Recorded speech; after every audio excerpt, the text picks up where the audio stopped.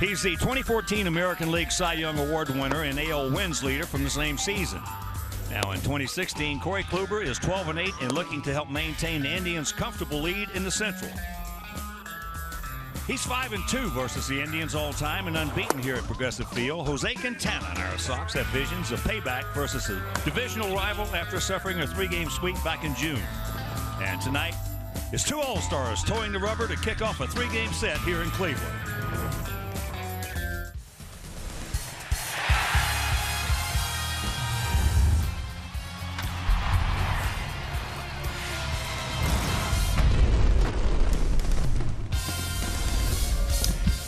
We are coming to you from Progressive Field in Cleveland, where tonight Comcast Sportsnet presents White Sox baseball. It's Todd Frazier, Melky Cabrera, Jose Abreu, and our Sox as they get set to butt heads with Jason Kipnis, Francisco Lindor, Corey Kluber, and the first place Cleveland Indians. Hi, everybody, and welcome. With Steve Stone, I'm Ken Harrelson. We get set to bring you the first of this 3-game set and the 7th of this 9-game road trip. As you know, we started off 3 in Kansas City. We lost 2 out of 3 there. Then we go down to Miami. We win 2 out of 3 there. So we're coming in here and coming off a good series against the Marlins. Adam Eaton certainly had a good one down there. First of all, it's good to see you back, and it's good to be back myself. And Adam Eaton had a terrific series against the Marlins. And this year, hitting .277, he's hit 10 home runs. He's driven in 41. But in Miami, it brought out the best in him. He hit the ball awfully hard. He only hit .538. As you can see, doing it every different way. A home run, a couple driven in. He scored 4, so Adam Eaton is putting it all together late. And with it, the offense is starting to come to life. Omar Narvaez, who's catching tonight, has really had a good run. He's the backup catcher, but he's hit safely in all 8 games he's played, hitting .409 during that stretch. He has shown the ball club that left-hand hitting catcher who can get the job done consistently, well, he just might find himself in a spot for next year. So hopefully the offense can come to life against a pretty good pitcher. Well, Robin trying to get off on the right foot with a left-hander tonight. Jose Quintana's been doing just a great job. The only thing he needs is some runs. If he gets them, he's usually in great shape. Lately, he's elevating his fastball. Over the last 7 starts, he's 4-0. His ERA just a little above 2. An opponent's hitting .203, so he conceivably could have won 7 in a row. Instead, he keeps on piling up the no decisions. Hopefully tonight he'll be able to get some offense because the man who's going to the mound against him, Corey Kluber. That curveball, that slider. He can pinpoint his fastball, and last time you saw our ball club, 9 strikeouts, 1 walk. He went into the 8th inning, and he got the win in that one. So this is a guy that doesn't miss with too many of his pitches, stays on top of just about everybody, and right now he has the highest WAR, which is wins above replacement, in all of baseball for a starting pitcher. All right, Kluber is going to have to contend with rookie Tim Anderson and his 8-game hitting streak tonight alongside Jose Abreu, who has been showing off his long ball power. So sit back, relax, and strap it down. White Sox baseball coming your way.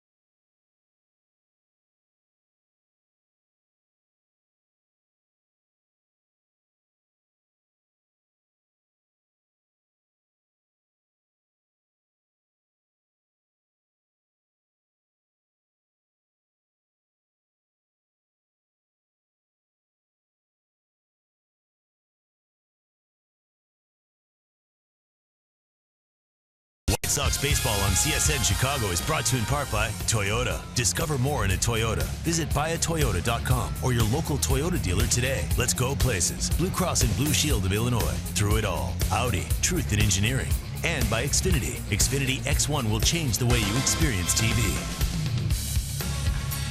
Welcome back to Progressive Field in Cleveland, Ohio. There's been intermittent rain. There was a whole lot of rain in their Angels series, just about 5 hours worth, spread over 4 games, and the rain has dissipated. So it's time to play baseball. Let's take a look at the Indians and what they've done offensively. Even though at the trade deadline, they were trying to increase the offense. You see they're third in batting average. That's in the American League with runs per game, a little over 5. That's second. That's awfully good. Home runs, well, they're 7th. It's not the most powerful team, but they got a few guys who will scare you. On-base percentage tied for second, which is very good. Stolen bases, they're first. So you walk them at your peril because under Terry Francona, they're a very aggressive team. And there is a look at the man who has been 500 or better for 11 straight years. He handles his players very well. He pretty much lets them go out there and do what they can do, and he's parlayed that into a 5-game lead in the Central. Also, they're awfully tough at home, 35-21. So let's take a look at how Robin is going to line them up in our Kia starting lineup for this evening. Red-hot Adam Eaton leading it off, and it's Tyler Saladino in the 2 spot. Melky Cabrera hitting 3rd. Jose Abreu, who in a 7-game hitting streak is hitting the daylights out of him. Dustin Morneau has always had good luck against Kluber, with Frazier, Schuck, Anderson, and Narvaez rounding it out. The Honda City defensive setup and how Terry Francona is going to run them out there. Brandon Guyer, who they got from Tampa Bay in left field, and it's Rajay Davis and Abraham Almonte. Ramirez, Lindor, Kipnis, and Napoli in the infield with Roberto Perez behind the plate. And our Lexus pursuing perfection starting pitcher is Corey Kluber. On for his 24th start, he's 12-8, his ERA 3.21. As you can see, 156 Ks in 157 innings. He's got a 4.5-to-1 strikeout to walk ratio, and lately he's doing it very well. Last 6 starts, he's gone at least 6 innings, and so he keeps them out of the bullpen early, and Kluber is pitching like he did when he won the Cy Young Award. The umpires for the game tonight: Gary Cedarstrom, the crew chief behind the plate. Jim Wolf is at first, Adrian Johnson at second, and Chad Whitson is at third. So as we head into play tonight, this is how it looks in the AL Central. The Indians 6 up in the loss column, 5 overall. Then it's Kansas City, our Sox at 11.5 back, and Minnesota playing for a top draft pick next year.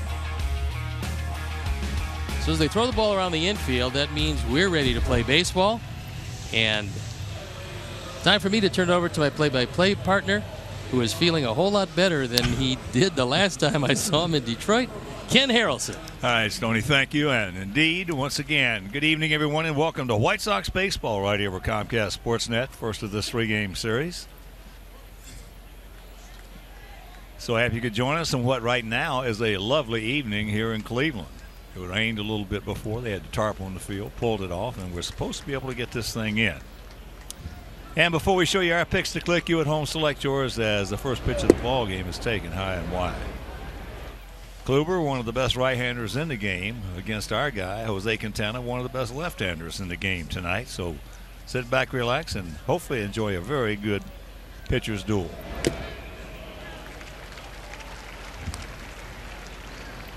.77 degrees at game time. Outfield straight away, as is the infield, with Ramirez in close at third. There's a strike, and here at Progressive Field, 325 down the lines, 370 in left center, 375 in right center, and 400 straight away center.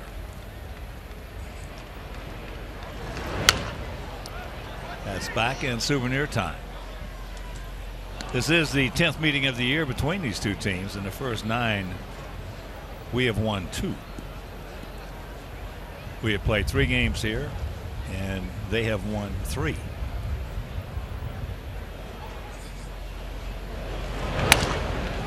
Yanks, that one foul over by our dugout. Kluber's going to throw you a very good curveball. He's also going to throw you a slider. Actually, he adjusts off his curveball, makes it into a tighter breaking, shorter breaking pitch. That is his slider. He also cuts the ball and has just the occasional changeup. He's not going to throw too many of them, so if he does throw one, it's going to be somewhat of a surprise. Well, Kluber's one of those guys that as a hitter, you do not want to go into this game with high expectations against him. No, he's been awfully good. He'll change that attitude in a hurry for you. What you want to do against him is just before the game starts, you try to sit down in your locker and figure out, okay, how can I be dangerous? I can't do anything with a slider if you're a right-handed hitter. I'm not going to be able to do much with his curveball unless he hangs it. So let's try to maybe get ourselves in the batter's box someplace where we can force him to throw us a fastball. Yeah, because he's going to throw a whole lot of strikes anyway. You got to figure if you see a first ball fastball, you best jump on that. And there is a one-hopper, Kipnis. Kipnis has only committed 6 errors all year. He's a good one. 1 out. And with Lindor just coming to the major leagues and Kipnis around for a while, it gives him a really good double play combination. Lindor, for a shortstop with the kind of range he has only made 8 errors this year. So bursting on the scene, and we've seen a lot of great shortstops around, he's one of the best.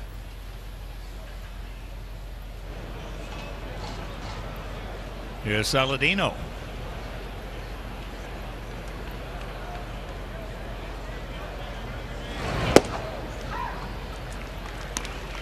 Kyler, 258, 6 homers, 26 knocked in. Yeah, this Indian ball club, in my opinion, is there's a nice play by Napoli. He'll take it himself for out number 2. But this Indian ball club, much to my surprise, was picked by a lot of guys to win this division this year. Well, they took a look at the starting rotation. Yeah. They took a look at a good portion of their bullpen, which now has added Andrew Miller. So if they had any problems at the tail end with Shaw and Allen, you add Miller to that, now you don't have any problems. So they got a lot stronger, especially with Geyer and Miller added to this team at the deadline. They have definitely added some strength to this ball club. But I was just surprised at how many preseason number 1 picks that they were given. Yeah. Here is Melky. But again, as Steve mentioned earlier, touched on it, they got a skipper over there, 11 straight years. Now this is where numbers do not lie. A lot of times numbers lie in the game of baseball, but not right here. That man right there has been 500 or better for 11 straight years. That time Corey Kluber, either he caught his spike, but whatever it was, he started to throw the ball and then held up. Usually that means you do catch a spike. And that time, instead of letting it go, he just held on to it. Nobody on base, no harm, no foul. Outfield straight up, spread out, spaced about equidistant. Ouch. Before the game, we both had a chance to talk with Tom Hamilton, who I think we both agree is about the best around radio-wise. And he told a story about the Indians as it pertained to Terry Francona. I know you've always respected Terry and liked him a great deal. You want to talk about that story? Well, Terry is a man who I played against his dad. Yeah, Tito. The original Tito. Yeah. Tito was a wonderful person and one heck of a good line drive hitter. His first baseman, left-handed hitter. And Terry's he's from the old school. Terry is not going to be with the ball club. Now, when he went to Boston, he won 2 World Series up there. And what he does, he gets his guys, he doesn't like to manage except when it comes to the bullpen. Yeah. But what he does is he likes to get his players on a roll. He lets them go out and have fun, get them on a roll, and then he gets out of the way and lets them play. Which is, if you got the players who can do that, that's pretty good philosophy. Exactly. But as we were talking about, let's put our lineup out there against that lineup. I'll take our lineup against this lineup. Meanwhile, as we talked about, they have what I consider to be TW. That's the will to win. They had it last year. They've had it everywhere Terry's been. So that's proof in the pudding. Yeah. That's proof in the pudding right there as he can't make that one. Well, look, they're playing now Geyer, who's always been a very good hitter against left-handed pitchers. Geyer is playing one of the corners. He's platooning. You got El Monte playing the other corner. And so ideally for them, it hasn't been the best corner outfield situation this year. No. But Terry mixes and matches so well with the guys. And I think one of the reasons why he's been able to do what he's done is that he consistently puts his guys in a position to be successful by matching them up against guys that he has a pretty good idea they will match up well with. Well, if you're going to be on this ball club, you're going to play. Yeah, that's true. Terry has done quite a job. That's still hard to believe. 11 straight years. In today's game, as there's a shot. That's down into the corner, and that's a fair ball. Doggy on his way to second base. Here's the throw. Safe. Looked for a second like they had a good shot at getting him. Well, it became the Keystone Cops, but Melky winds up with a two-base hit.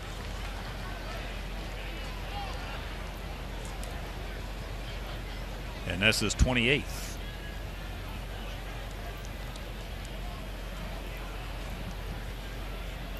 But we were just talking about a minute ago, Kluber, you don't want to go in as a hitter with high expectations, because if the man makes his pitches on you, especially if you go in there with high expectations, that's just fair. And all of a sudden you go up there that first time and he makes some good pitches on you. I don't care what you're thinking, you're out. It's just that simple. He can control, he's one of those guys who can control his own destiny when he gets out there. If he's got his good control and his decent stuff, he's probably going to, it's going to be a real close ball game, low scoring. Well, I like this matchup tonight because you got a red-hot hitter against a red-hot pitcher, and we'll see how it plays out. But Jose's been swinging it well and taking that inside pitch to right field. He's 12 for 31 lifetime off Kluber. Now that might be the best pitch that he gets to hit all night long right there. That was a high cutter that just, it was a hanger for him. Yeah.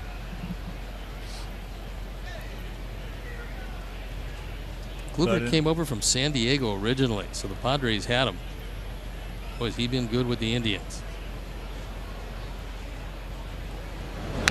Baseball is a game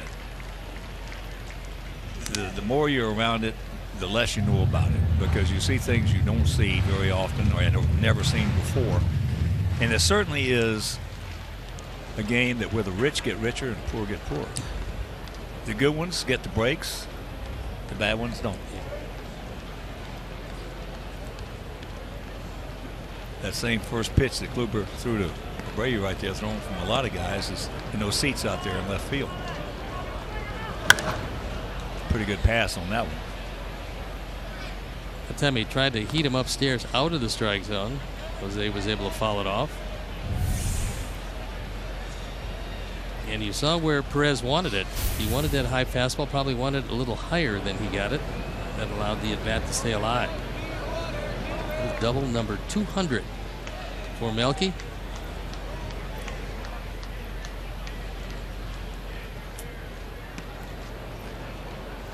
The 0-2 pitch. Pulling it up and in. And he made a mistake with that one. Yeah, he got that one up and right down the middle. Take a look where this shows up on the Toyota pitch tracks. You don't want it there. He got away with it, though. One of those at-bats, if he makes an out or strikes out right here, he can go out to first base knowing that he had his chance and just didn't do anything with it.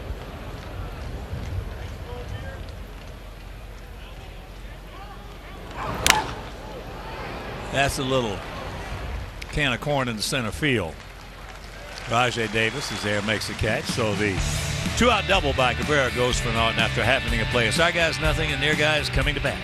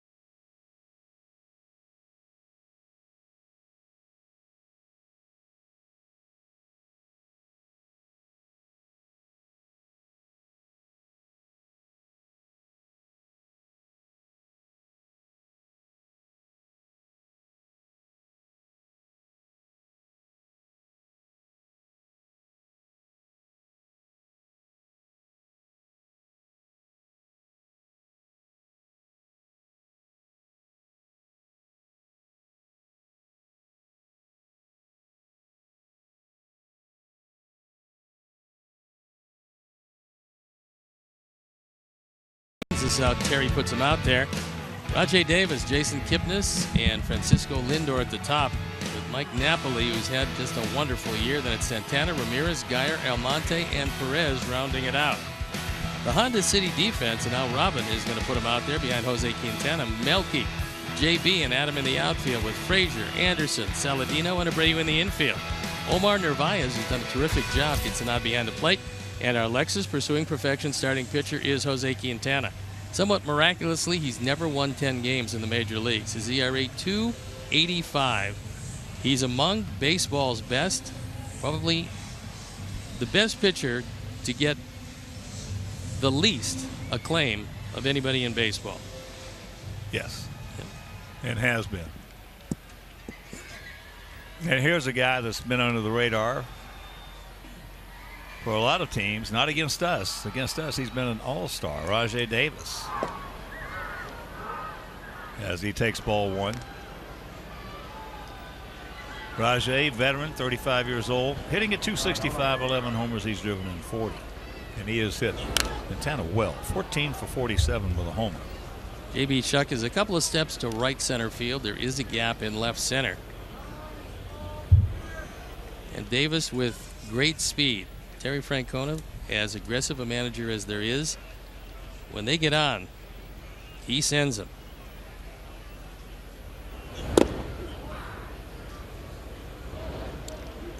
Well, one thing for sure about managers in the American League, Terry Francona has the best 3-0 offense of anybody. And, you know, getting back to last inning, what we're talking about, there's a parallel, so to speak, in a different way about managing. And what Terry did when he got over here, and he came over here after winning 2 world championships in Boston, and the reason they let him go was because the ratings went down and they wanted a more exciting type ball club. Winning World Series wasn't enough. No, it wasn't enough for him. So what he did is he got here and he told his guys, look, I can be tough. I can run this thing. We can do it my way. But what I want you guys to do, the veterans, all the veterans we had here, is that's high pop-up, playable. They got him out of here when Terry came aboard. He said, those guys are gone. He said, now it's going to be you guys. You're going to be the nucleus. You're going to be this ball club. Now what I want you to do is I want you to write out why we're going to make this our team. And I want you to put it in writing. And it was something these guys, I'm sure, had never even heard about before. Never even thought about before. I don't think so. But you mentioned one of the biggest factors in why he did that was kind of throwing it back onto the players. The accountability. Yeah. That's where my parallel comes in as far in a negative way. Now, we won the pennant, and there's a gapper. So Kipnis digging hard, and he's there.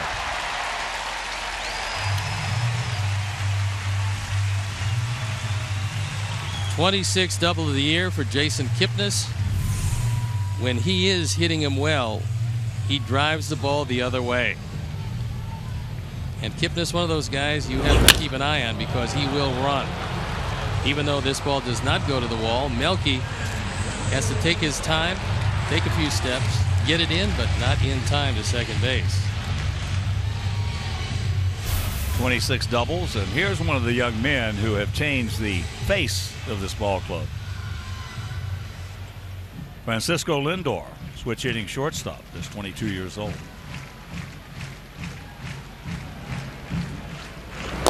But what Terry did was he'd give these guys accountability and made them stand up for themselves, so to speak.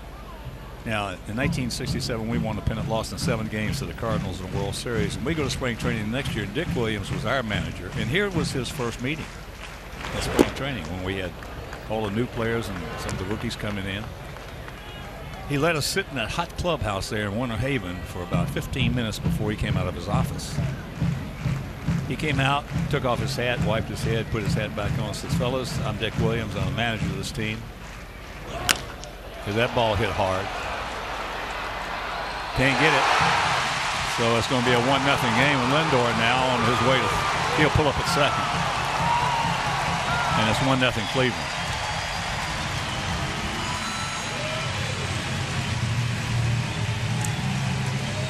It's RBI number 62, and it looked like J.B. Shuck kind of stopped and started. Didn't take a good path to the baseball, and unfortunately couldn't come up with it. It tipped off his glove. This ball slicing away. He was shading him around toward right center. And then he went back, he came in a touch, and that ball just got away. So an early lead on back-to-back doubles. And Lindor from both sides of the plate is as much a state-of-the-art shortstop as there is. There's some other great ones around. He's among the best. One of them. Yeah, he is. Yeah, he has done more, especially when you're talking about the loss of Michael Brantley.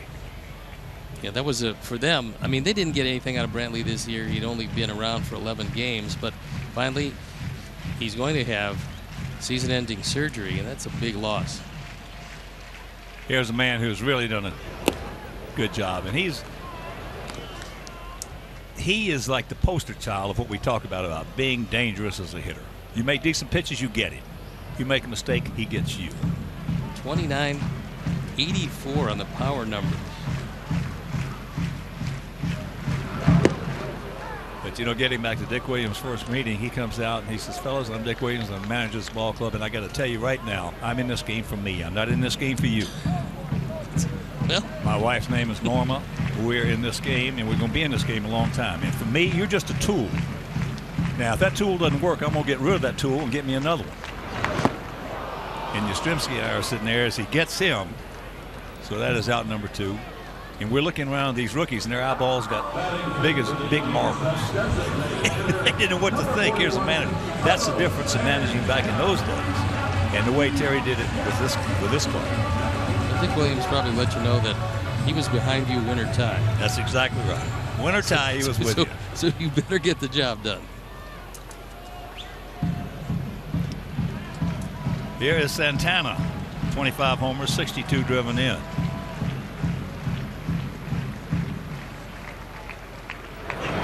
If you were to do that Dick Williams scenario today, on the first day of spring training, you're liable to have 15 or 20 guys just walk right out of the clubhouse. Santana, one of the 5 switch hitters on this team, and they're all pretty decent players.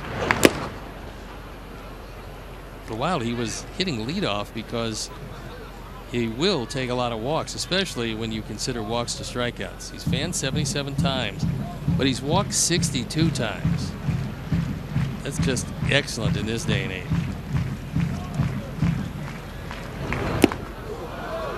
Well, the last few years, he has been among the leaders in that base on balls category. Much more power left-handed. A touch better hitter from his natural side, which is the right side. He came out of the Los Angeles Dodgers organization. He was a catcher in those days, and they traded him as a very young man to the Indians. And at that particular point in time, it was not a bad trade for the Dodgers. No, they needed Casey Blake. They were trying to get to the playoffs. They had a young kid in their minor leagues. You had a young kid you're looking at now. Yeah, that's what contenders have to do. They got to get some of today for a bit of tomorrow, and you know, sometimes that bit of tomorrow doesn't work out. In the case of Santana, it did.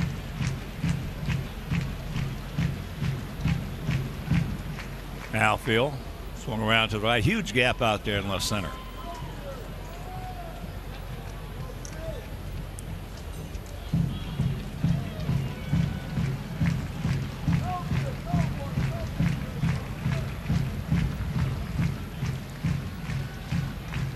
One nothing Indians here in the bottom of the first if you're just joining us.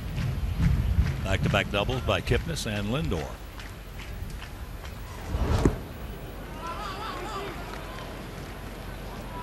Santana has 142 home runs as a Cleveland Indian, and that is the all-time Indian record for switch hitters. So they obviously don't bring a whole lot of powerful switch hitters to the major leagues. But I think you're looking at one right there. Lindor's got a chance to be a very powerful switch hitter. He's pretty close to it now.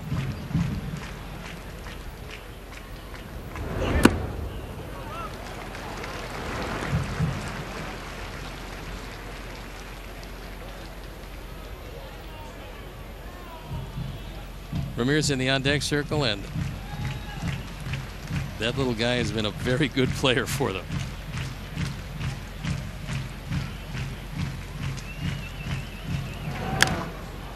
High pop up right side.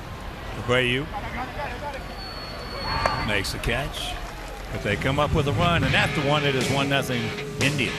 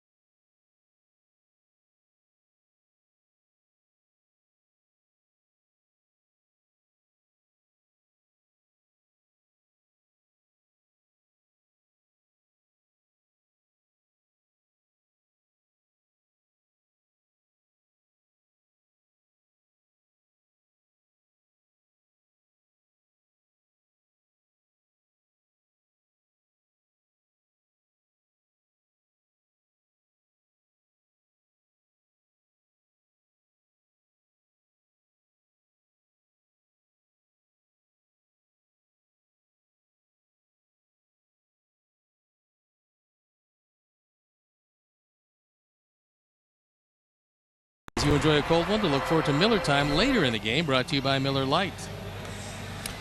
And fans, now you can vote for your pick to click before each game. Visit whitesox.com/pick to click and decide who you think will be the next White Sox position player of the game. And of course, Todd Frazier and J.J. Shearer and all the great folks at Ditka's now. That's who we're going with. Steve. Well, Steve's going with Morneau. Fans are going with Narvaez, Jimanjo, Mike Leary, Dave Ross, and the crew. They're going with Saladino.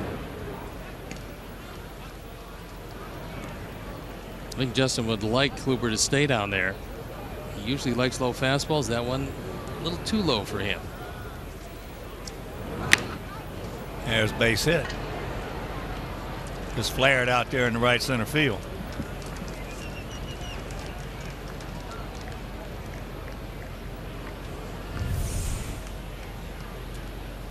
Kluber wanted to throw this one inside. He got it inside, just not quite as far as he would like. So Justin able to get the end of the bat on it and hit it just hard enough. So here's Todd. He's had a tough time with Kluber. 15 at bats, 1 hit.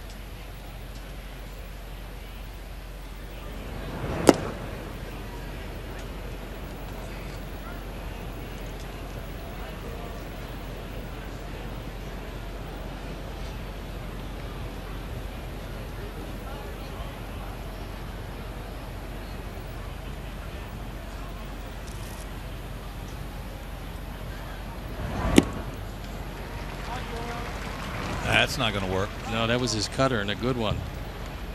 You know, Kurt Suzuki from Minnesota cleared waivers. You usually don't know about it, but some reason it got out. And the Indians have shown some interest. So what's your philosophy about trading within the division? Same as yours. If you're it's a good club trade and you're going to help your ball club, make the deal. Well, the Indians, 515 OPS, on base percentage plus slugging. That's the lowest in the league. So they've gotten almost no production out of their catchers, and Suzuki's hitting 283.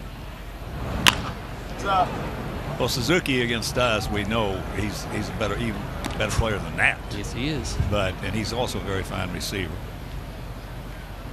But you know that's always mystified most baseball people, so to speak. I don't care what the trade is. If you can improve your ball club, I don't care who it's with. You know, if it cares with the Sox and the Cubs, if you can improve your thing, same city, make the deal. We had a good look at Yan Gomes. Got him and he knew it. 1 out. Gomes is out with a separated shoulder. He's had a lot of injuries the last couple of years. Knee surgery after getting banged up at the plate. He's a good catcher.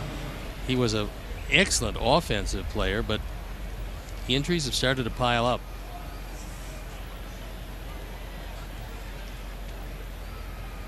When you look at 71 games and a 165 batting average, that's not the Gomes we saw a couple of years ago.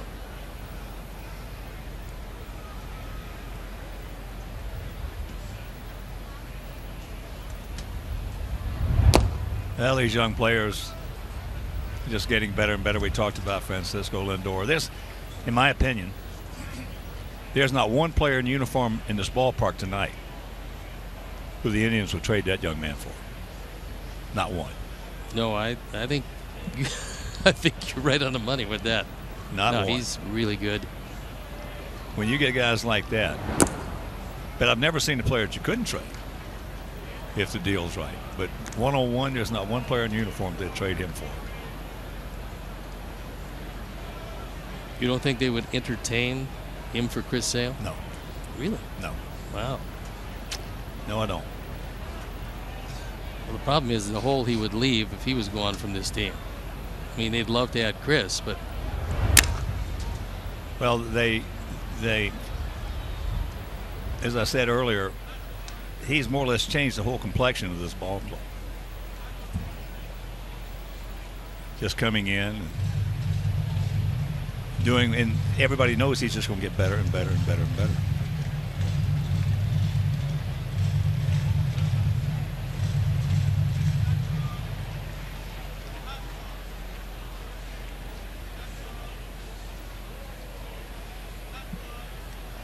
Chuck hitting at 214, 1 for 3 lifetime off Kluber.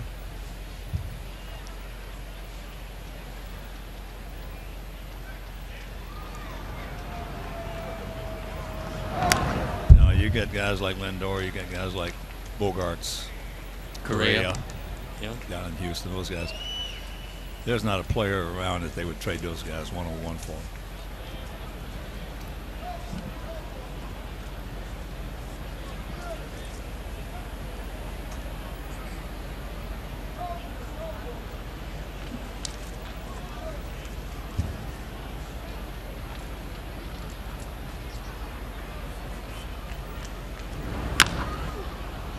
That ball into left center field. Rajay is there.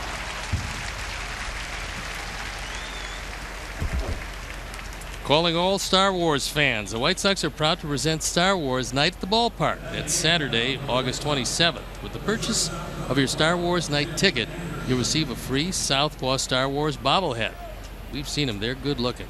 So to purchase this package, visit whitesox.com/Star Wars. Here's Tim on an 8-game hitting streak. Hitting at 276, 6 homers, 15 driven in.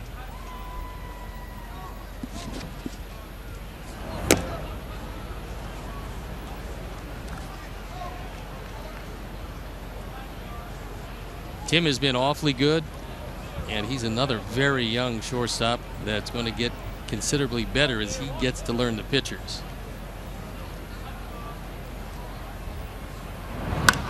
That ball hit deep. Stretch. Get on back there. It's off the wall. Morneau now is going to be held at third as they play it perfectly. Almonte gets it back in. Hits the cutoff man. Yeah, Tim's got the ability. His ceiling is where he will work hard enough to get it to. Well, he's deceptively strong. You got a fastball right down the middle. This is a mistake by Kluber, who wanted to throw it low and away. But you can do that to the opposite field, and we've seen him hit the daylights out of one to left and left center field. He's got a chance eventually to hit 20, maybe a touch more home runs.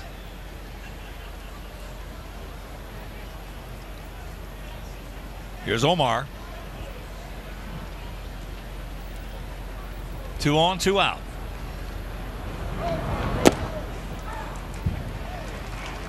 That's a good pitch, just catching the inside corner.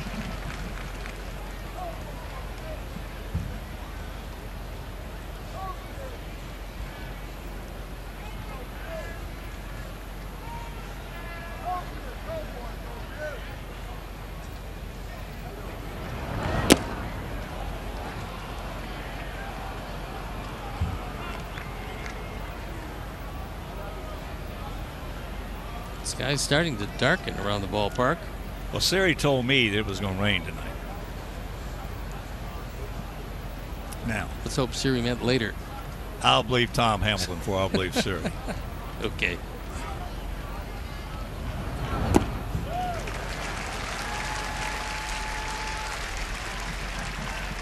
The ability for a right-hand pitcher to consistently be able to get inside on a left-hand hitter cannot be overstated. No. Because there's a lot of guys can throw away from the left-handers, but if you can bury one in, you're going to do okay.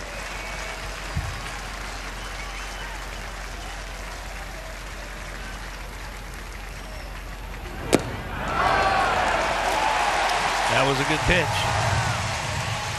And that'll retire the side, so we threaten, can't score it. It's still 1-0 Cleveland.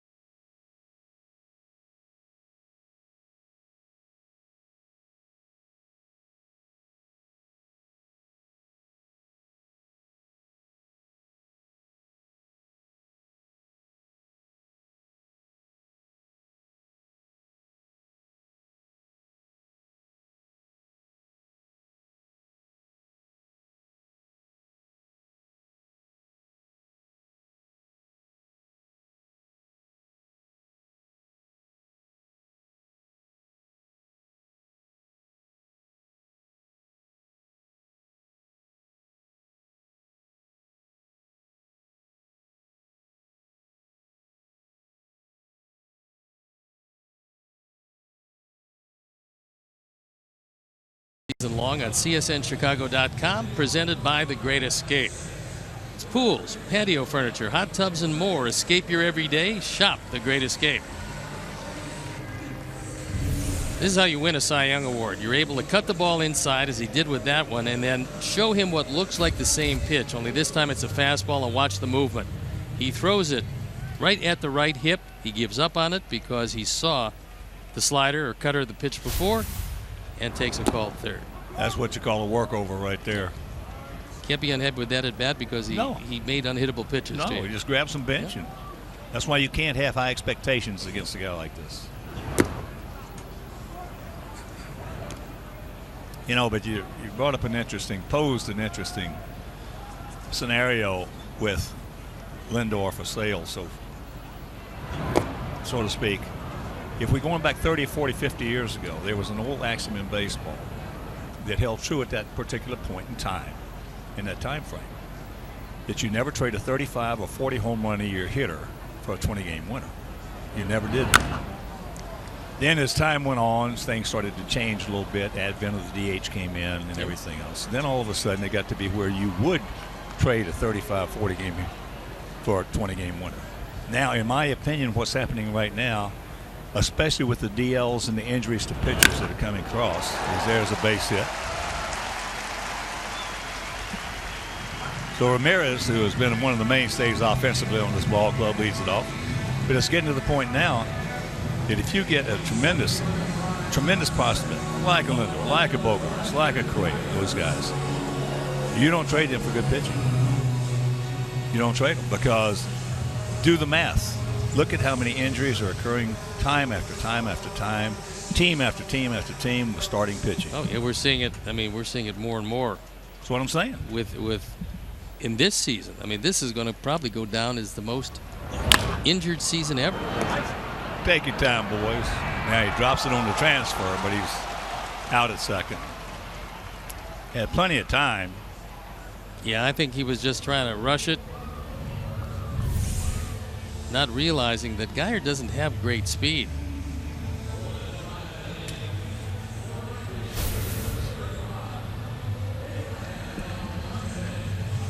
No, signing pitchers to long-term contracts now are more risky than they've ever been.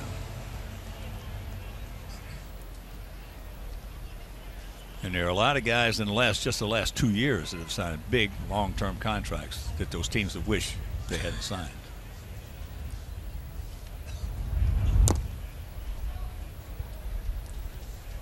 So the difference in an inning as Almonte steps up is it should be 2 out, nobody on, and Jose with a minimum of pitches this inning. Instead, runner first, only 1 out. Take your time. There you go. 2 down.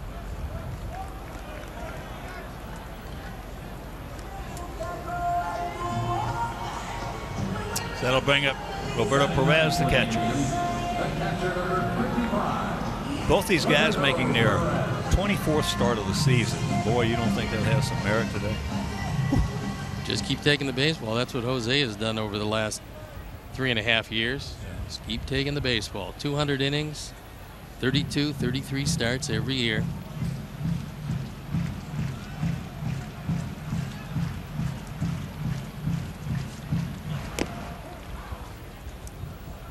There's a strike.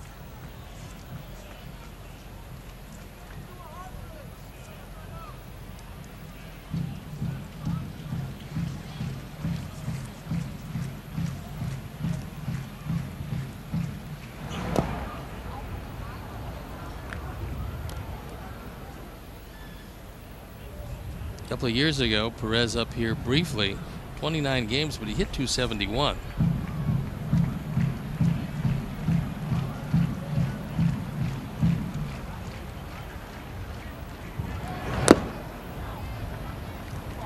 Pretty good pitch, didn't get it.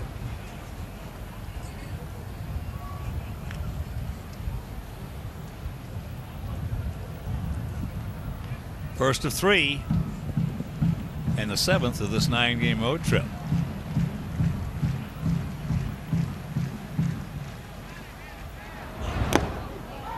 There's a strike. Started off with 3 in Kansas City. Lost 2 out of 3 there, which, if you want to go back and redo those games, certainly the 2 games we lost, we could have won very easily. That's been a very, very tough place for our ball club to win. And for whatever reason, and that's right. Normally you could say, well, Kansas City has big speed, and they usually do have that, although this year not running quite as much as they have been. But that's been a banged-up ball club, and they still, against our Sox, still battle them and wound up more times than not winning the game. Well, they think they can beat us. Yeah. And they have.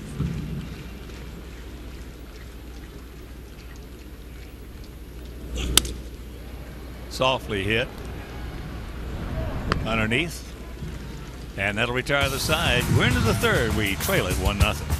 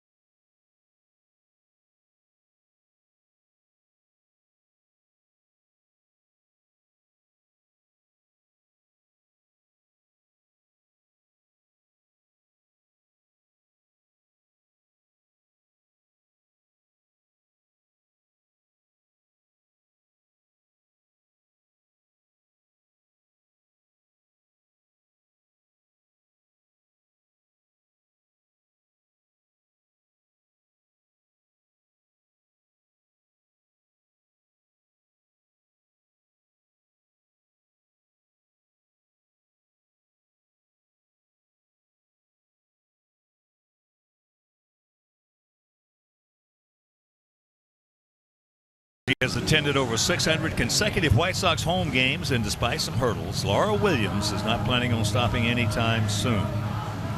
Now, you won't want to miss the story of the Southside Iron Woman, airing tonight on Sportsnet Central. That's after White Sox postgame live right here on CSN. Over 600 consecutive White Sox home games, Laura. That's awesome. She's our Cal Ripken. Yeah, I'll tell you, that's awesome. Top of the order, top of the third. And that just catches the inside corner. Eaton grounded out to Kipnis.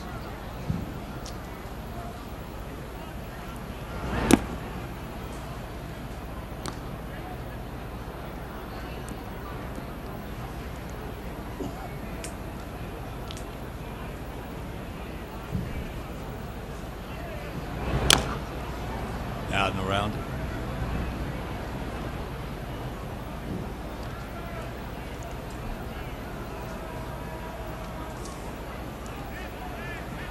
We mentioned we started off this 9-game road trip. 3 in Kansas City, lost 2 out of 3 there, went down to Miami, and could have swept there. We won 2 out of 3. And there's a very good chance they lost Giancarlo Stanton for the rest of the season. Yeah, they say that is that's off the outside corner. The MRI showed a severe groin tear. Not going to get over that anytime soon. No.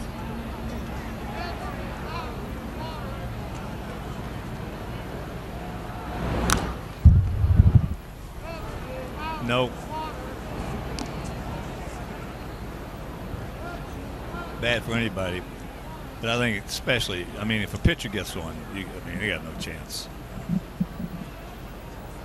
But apparently it had been bothering him before that, and trying to stretch a single into a double, he pulled up short.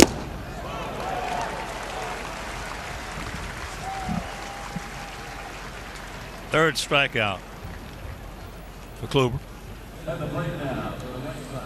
That's the first one of the swinging variety, and when you average 9 strikeouts per 9 innings, you're going to get your share, and he can do it with a number of different pitches. Well, as we mentioned, 2 of the best in the business out on that bump tonight.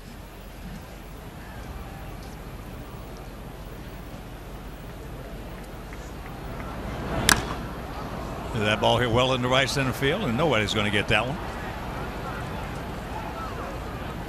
So he will pull into second. For Tyler, that's his 9th two-bagger.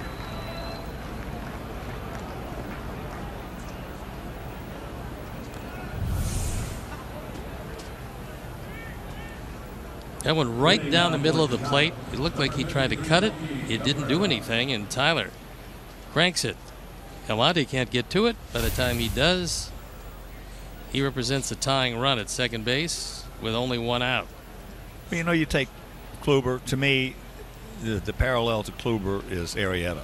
2 guys that, for the most part, they languished in mediocrity for a while. All of a sudden, something clicked. And nobody can tell you when it will or if it will. But when it does, as we've seen with both of these guys, they throw it pretty well. And Arrieta looks like he's going to throw pretty well for a long period of time, as does Kluber. Well, Kluber 18-9 and 14 with a 2.44 in the side.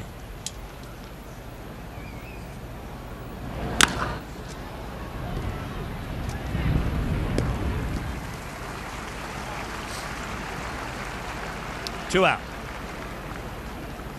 Milwaukee now 1 for 2 with that double. Now stepping to the plate.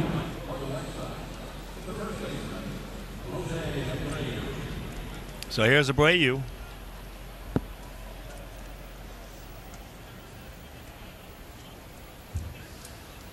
You got some shortstops there that would maybe have taken a shot at third base.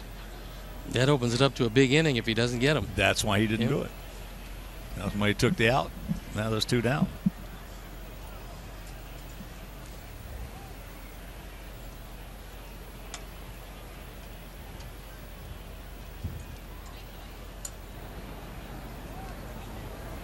Abreu. Went out to Rajay Davis in center field. Takes ball 1.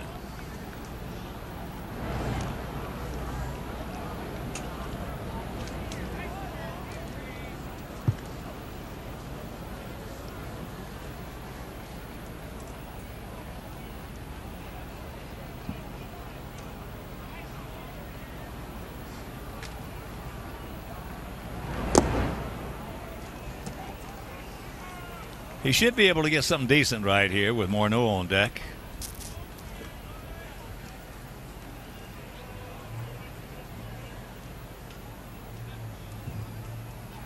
As we mentioned, Abreu is hitting pretty well. He's 12 for 32.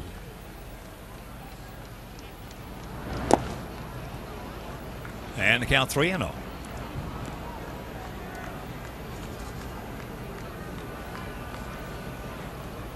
It wasn't even close.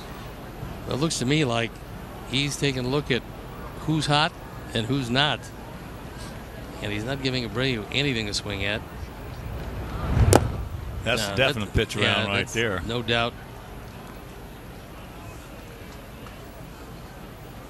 First walk issued by Kluber. So here's Morneau, who singled leading off last inning. Morneau has hit him even better. He's 7 for 16 against Kluber.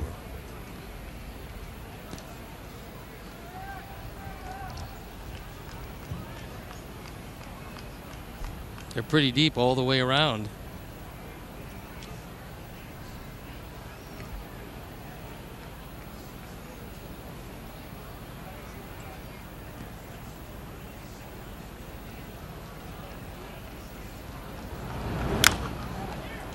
Out to play left side.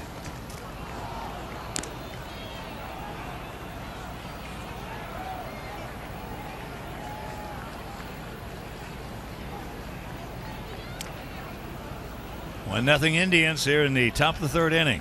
I've seen a lot of teams that will shift on Morneau, but the Indians, well, they play him up the middle with Lindor. They don't have much of a shift.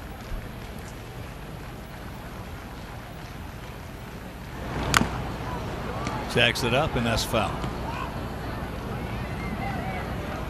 Looks like he's got that inside pitch to the left-handed hitter pretty much under command. Yeah, he can cut it in there. Also, he throws his slider. It's a short break. It goes down. The cutter stays up and moves across. But he doesn't miss with that too often. Well, you've been out there before when you all of a sudden you had the feel for a certain release point. Yeah. And you stay with it. Well, yeah, you probably won the ball game. For him, 6 straight games, 6 or more innings, and 3 or less runs. So he's starting to heat it up at the right time for the Indians. That's backing out of play. Well, we're going to face Kluber. And then we're going to face Carrasco. And then we're going to face Salazar. That's about 3 as good as it gets in the American League. Well, Salazar didn't have a minor league rehab. He's been on the DL. They're going to activate him and then let him pitch in the finale of this series. Mickey Callaway watched him. He actually warmed up, did the normal warm-up that he would before a game. And then he watched him with a hitter who wasn't swinging to give him a full inning, inning and a half or so, inning and a third or 2/3 of work. But nobody swung the bat against him, and he just said he felt good, there's no pain, and so rather than send him on one rehab start, they're going to start him here. That breaking ball downstairs. 2 out runners at the corners.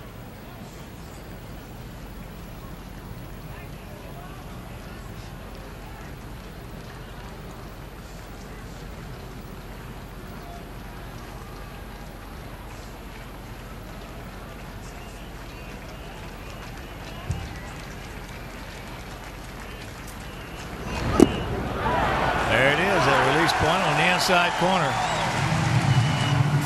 and that'll retire the side.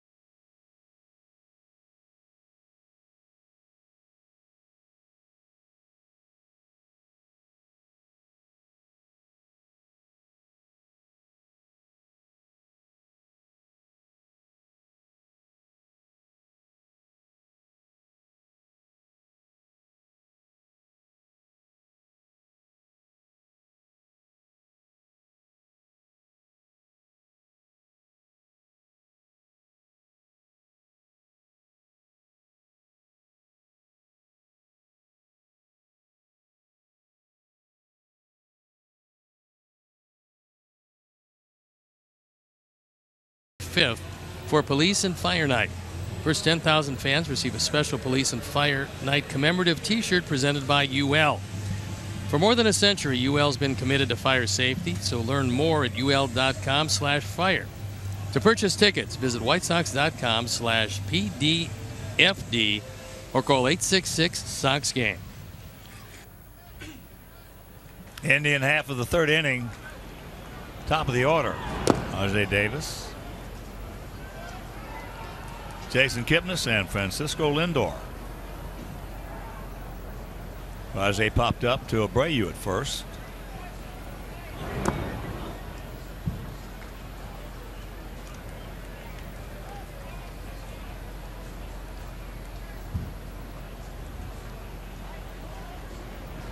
Two-0 pitch. Come back and get him. No leadoff walks.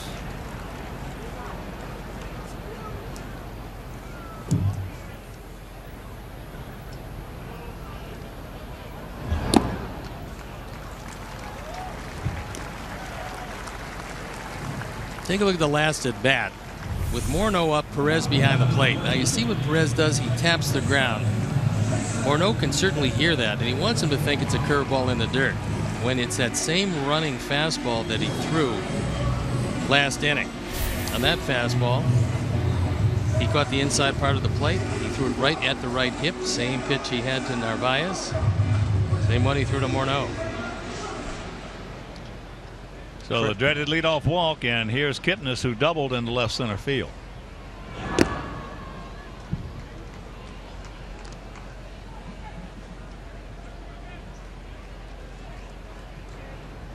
We are 2-7 against this club this season. Good lead by Rajay, who has 32 stolen bases in 36 attempts.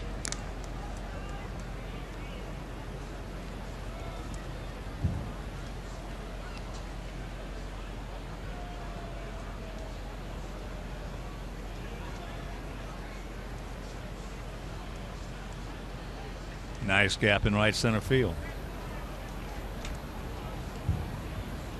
Kipnis at 303 last year, and that was coming back off a disappointing year a couple of years back where he just completely lost his stroke. And he should wind up in the same area, right around 300 this year.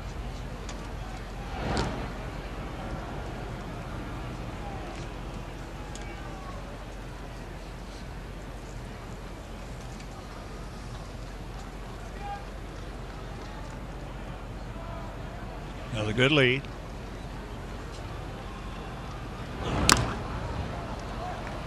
He got a nice pitch to hit right there and couldn't put it in play. He's just shaking his head. He realized that one didn't break sharply and kind of floated across the plate. He was on it and couldn't put it in play. You know, he got a roller. Yep. And missed his pitch.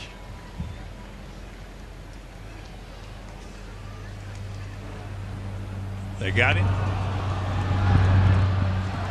Missed him.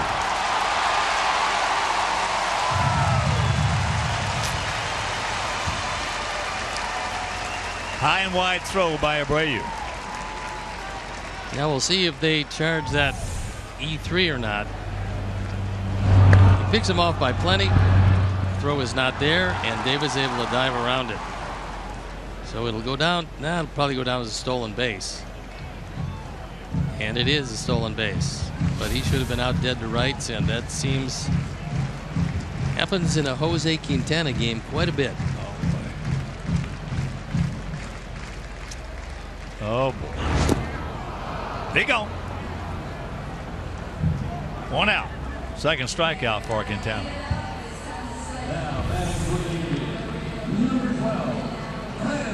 A little harder breaking ball this time, and he buries it in the dirt. Kipnis missed his pitch in that at bat. He'll be thinking about that one, and he couldn't move up Davis. You know what this has been this year, Stoney? It's been, we talked about, touched on it a little bit before the game. 2016 has been a season where, for the most part, every time we make a little mistake, it jumps up and bites us. I mean, sometimes you go through 2 months, 3 months, you make these mistakes, they don't hurt you at all. We've been in a streak that every time we make a little mistake, it jumps up and bites us. Well, there is one way to cure that. Don't make the mistake. That's right. I remember playing golf with Palmer Arnold one day, and on the 9th hole, I hit it into this bunker, and it rolled up close to the lip. And I made double bogey. I lost the press and the whole bit, you know. So we're inside after over. I said, Arnold, that's a bad bunker. He said, well, don't hit it in there. That's what it's there for, to catch guys he like said, don't you. hit it in there. Meanwhile, he hit us right down the middle as usual. So meeting at the mound, Narvaez went out there. Now Saladino, both having a word with Quintana. Probably on what they want to do with Lindor.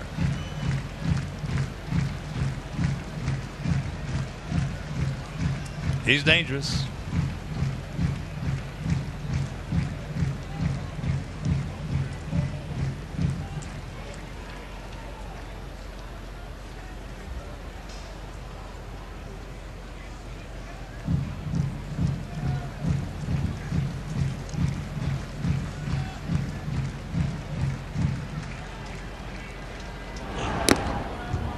Count 3-1, and touching about golf a little bit. I want to congratulate my good buddy Gene Sowers on his victory in the Senior Open yesterday. I talked with Gene this morning, and he's just on cloud 9, of course. That's the first one he's won.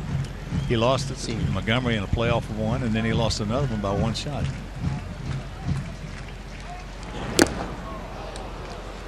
Goes through it for a full count. Yeah, Gene's a very lucky young man. He had a condition, very rare, that his body was burning up from the inside out. That doesn't sound too comfortable. Well, you should see his arms and his chest. It's just, I mean, ugly. Pops him up right side. Saladino now being called off by Eaton, who slips. Meanwhile, 2 out. They've had a lot of rain here in Cleveland. I mean, a whole lot of it. It looks like the outfield still showing the effects of that. Adam calls him off as he should, and then the front foot slips just after Saladino slipped.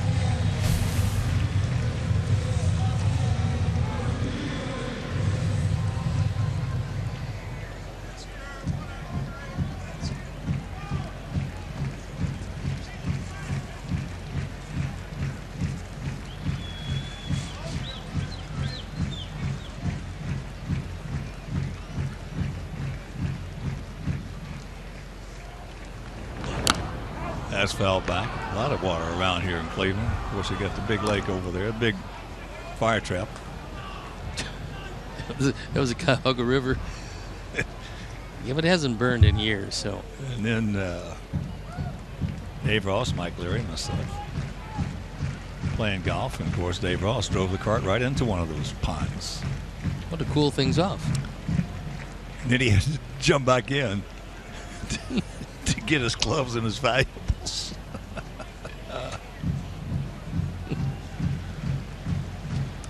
Napoli struck out his first trip.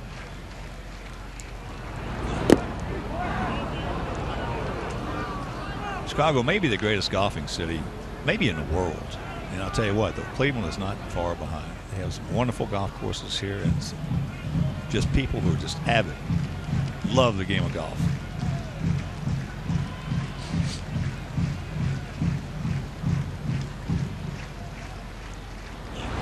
That's a fair ball. Frazier just looks and puts up his arms in disgust. Meanwhile, it's 2-0, but they're going to get Napoli.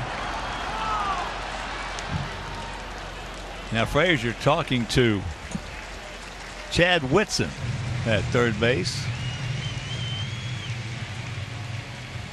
Now they're going to hold up and wait, see, and maybe check it out.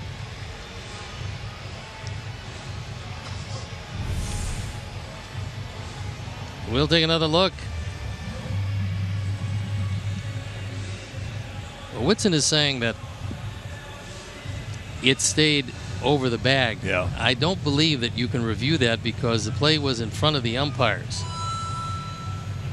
If the play is in back of the umpires, you can review it, and then Napoli does everything he can do to maintain his single and run batted in, thrown out at second base.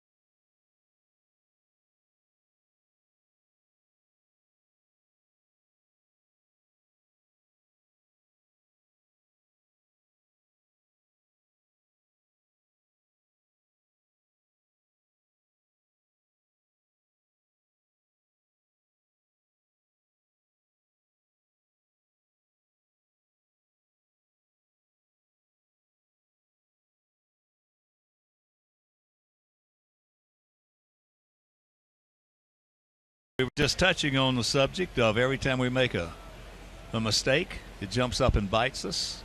And there's an example of it right there. Should be an unearned run, if in fact at all, but it's not, and it goes against the pitcher. Yeah, and you're down 2 runs against a very tough pitcher.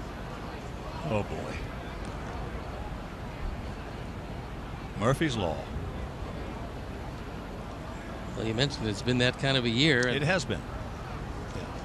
Doesn't seem to be able to get out of that, whatever streak it is. Well, you know, the irony is that with a 23-10 start, you would not think it's going to be one of those seasons.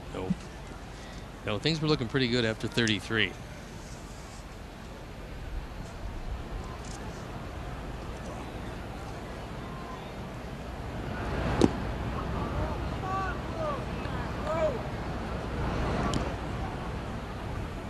We have cost ourselves a lot of games this season on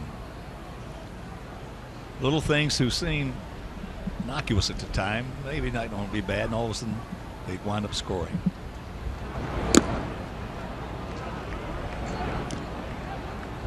Three and one. Don't help him out, Ty.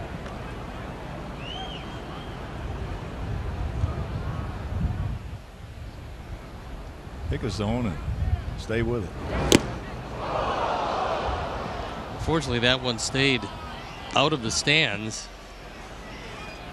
Was another cutter on the outside corner, which is exactly where Kluber has gotten him tonight. We'll watch it again. Perfect pitch, bye-bye bat. Again, at least it does not go in the stands. Well, that's what I'm talking about. Just mentioned zone. That's where you're not going to do anything with that pitch even if you're looking for it. You get it. You're not going to do anything with it. You got to look for a zone that you can maybe be dangerous on, but that was not it. The better the pitcher, the more of the plate you've got to concede. As you can see, he tried to throw one fastball inside. The rest of the at-bat, he stayed away. And he's going to stay away again. Good pitch.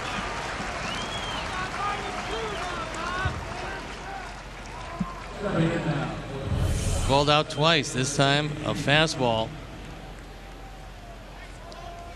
Pretty good pitch to hit on 3-2. Yeah, about the outer third and up. Yeah. Yeah.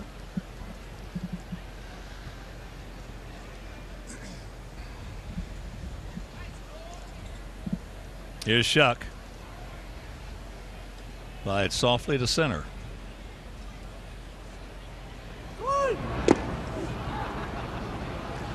That's outside, but he gives it to him for a strike.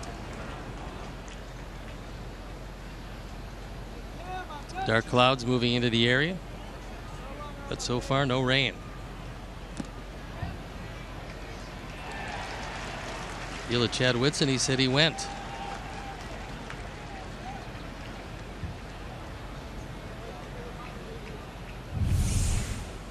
This is what Whitson saw, and he said he went too far.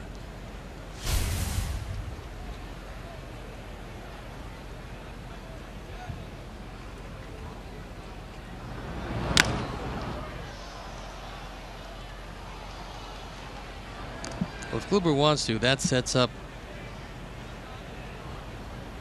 that slider inside, because he just kept it away off the plate. A pitch that was called a strike on the first pitch, JB had to protect that time.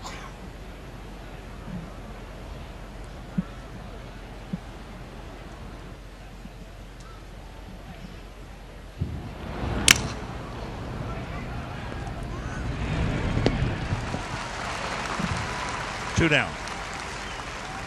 Well, Texas lost a pretty good player, Shin-Soo Choo, who was just back off the disabled list. Took a fastball off his forearm. They have to go through surgery to insert a plate. He will be lost for the year.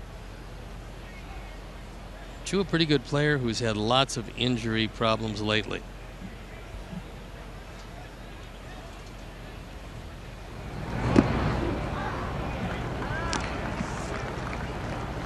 Timmy takes a strike. He doubled his first trip. It was his 13th two-bagger.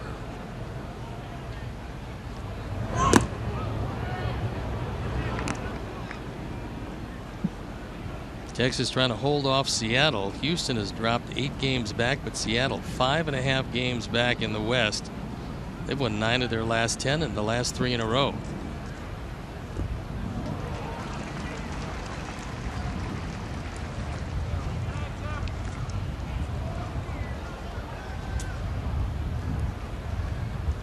We're going to see those Mariners on this next homestand. 4 games, tail end of the homestand. It's going to be Oakland, Philadelphia for 2, and then the Mariners come to town.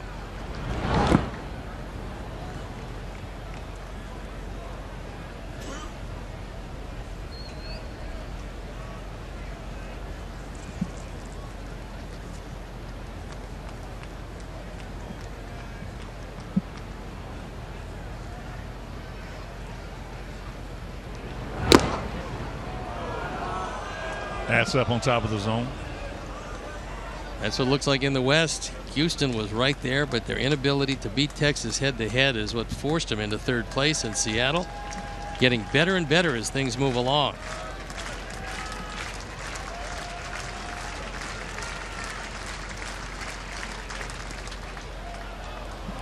And there is ball 4. Second walk issued by Kluber. You get a guy that usually doesn't walk anybody, and a hitter who usually doesn't walk, and somehow it produces the 6th walk of the year. 234 at bats.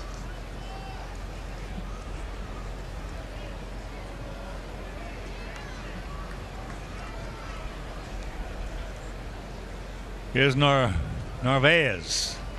Struck out, called out.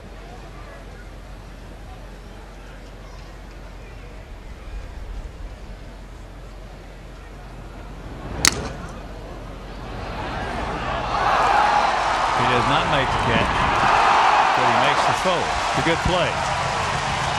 So Ramirez with a very, very good play, and that'll retire the side.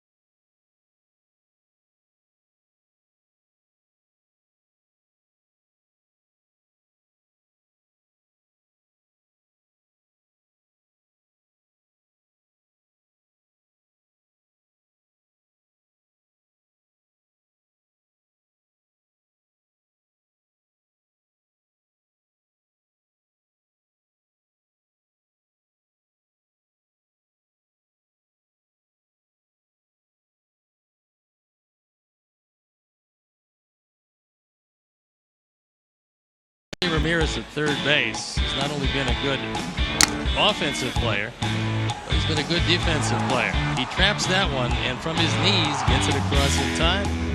Omar Narvaez bidding for a base hit, but it was not to be.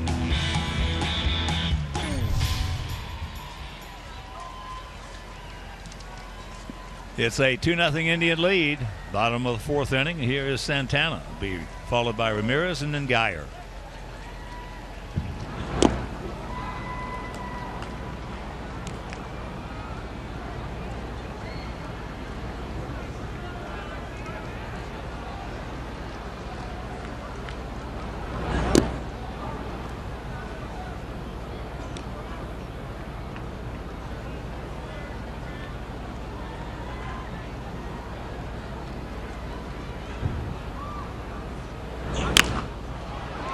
There's a Kansas City special.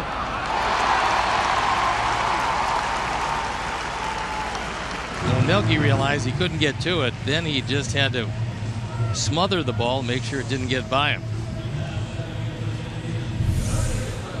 5th hit of the night. Santana doesn't get a whole lot of it, but gets enough to dump it into left field. And then Melky, on a sinking little looper, able to keep it in front of him.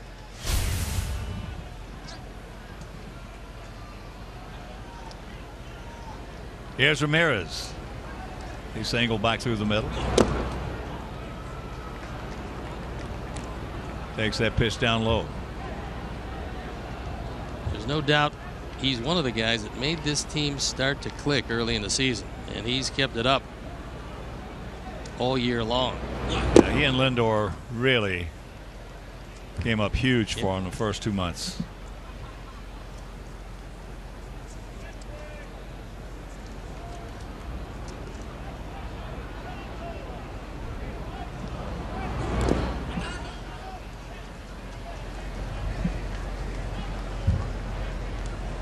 Beautiful night in Cleveland. You get a lot of clouds. You usually get a beautiful sunset. And tonight there's both.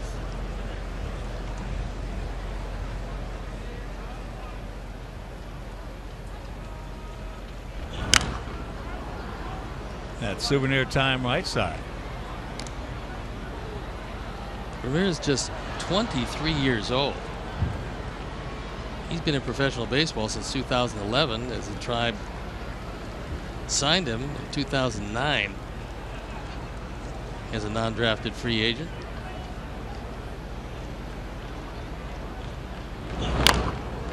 He played us well last year. Yes, he did. Can't get him. 1 out. They get the lead man.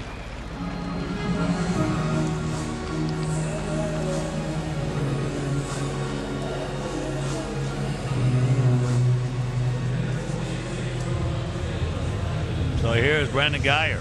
Get into a 6'4" fielder's choice. Ramirez is one of their base stealers. He swiped 19, but caught 6 times. This Indian team overall, 98 steals. They've been caught just 23 times.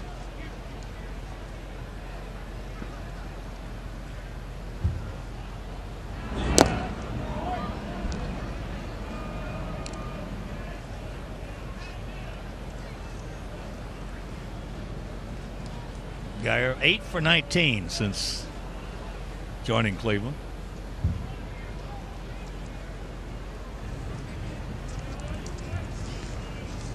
He was originally with the Chicago Cub organization, went to Tampa Bay in a deal that sent Matt Garza to the Indians, and what Geyer has always been able to do is hit left-handers. There he goes. And that is in the seats. This year, Geyer's hit .204 against the righties and .359 against the lefties. So that's one of the reasons why they decided to go down and get him to help balance out their lineup. If you get a guy who can hit left-handers that well, he's going to be in the big leagues a long time.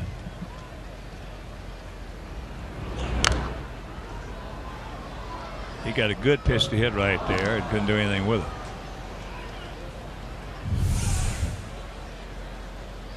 This is a breaking ball that doesn't do a great deal. Jose is happy that it didn't move over the outer third of the plate.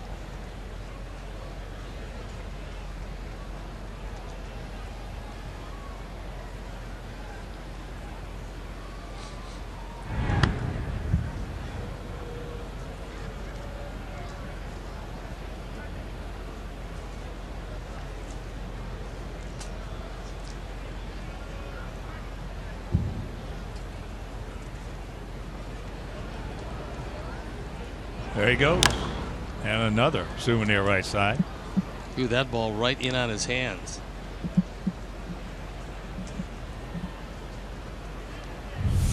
So with the runner going on first move and Jose using a slide step, he cut that ball inside and Geyer fouled it off. When the Indians couldn't get Jonathan Lucroy to agree to a deal here, they went out and got another guy that will hit left-handers, but didn't cost him a great deal. Not near as many prospects as it would have taken to get Lucroy. There he goes.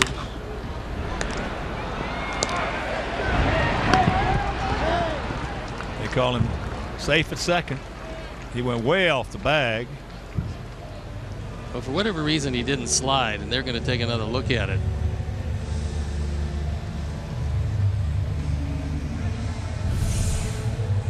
Comes in standing up at second base and then runs through the bag, but Tyler thinking about a double play. That's a good way to break your ankle.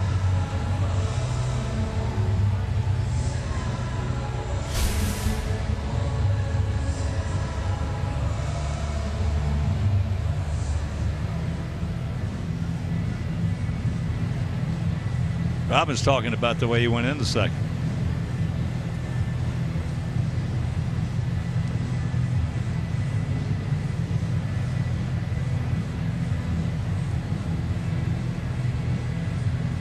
Killing a little time, wanting to get another look at it.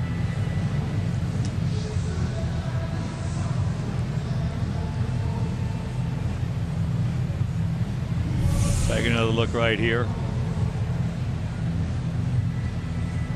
Well, he did hit the bag before Tyler caught the ball. At least it appeared that way.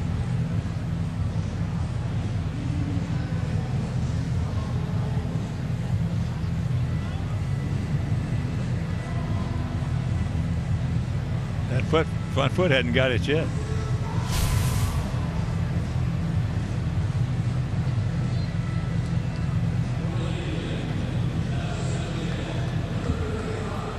All right. So 2 down. That out at first will go 5-4-3.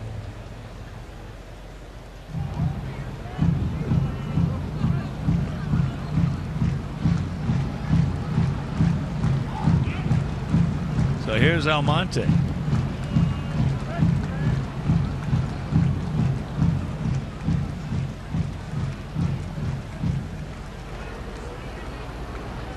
There he goes. Double clutch. And forget it. Stolen base number 20. He's going to be out if Omar can hang on to it. Usually not many good reasons with 2 outs to try to steal third base. No, not when it's going to be that close. Nope. You got to, if you're going to steal, the rule is you got to be able to steal it standing up.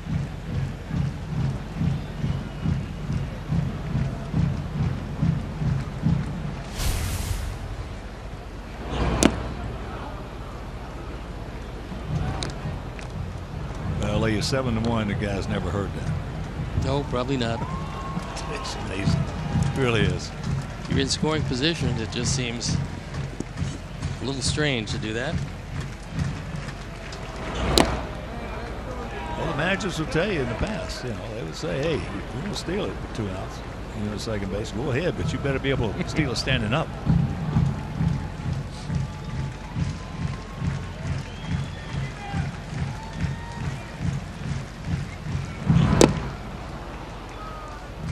Almonte with a 3-1 count.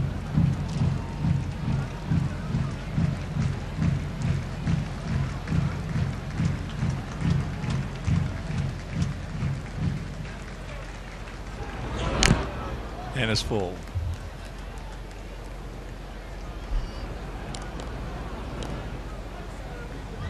I would say Francona's hitters, more than anybody in the American League, do more damage on 3-0 than any other team. That's because he does have a don't swing sign, but pretty much everybody at 3-0 is go get him.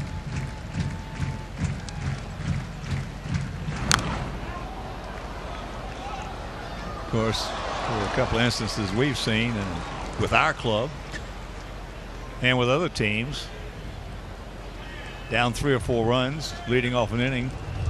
Swinging at 3-0. Swinging at 3-0. That's not such a good thing. But Stanton did it down in Miami.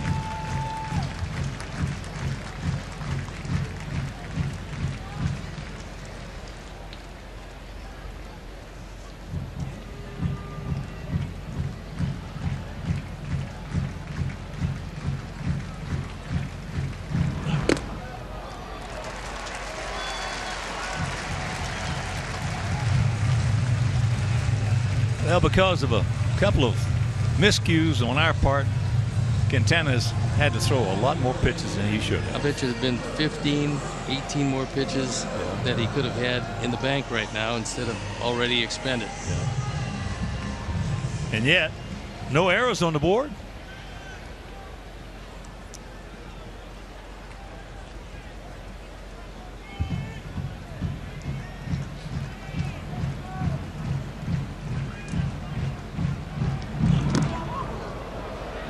Almost got it. Perez grounded out softly to Tim Anderson at short.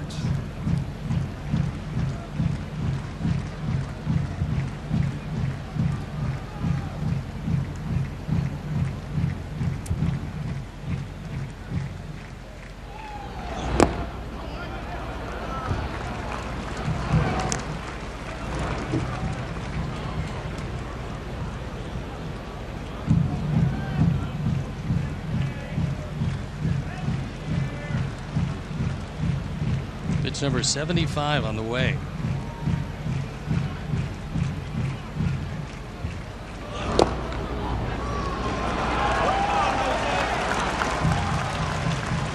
Three and 0.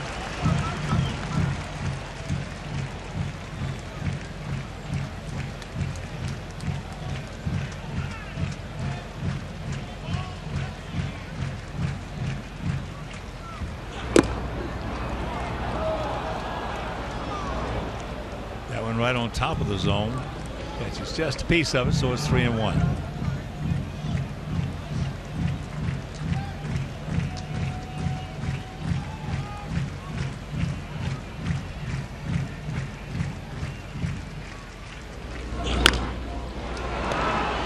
Nice. So he pitches out of it, and we're into the 5th. We trail it 2-0.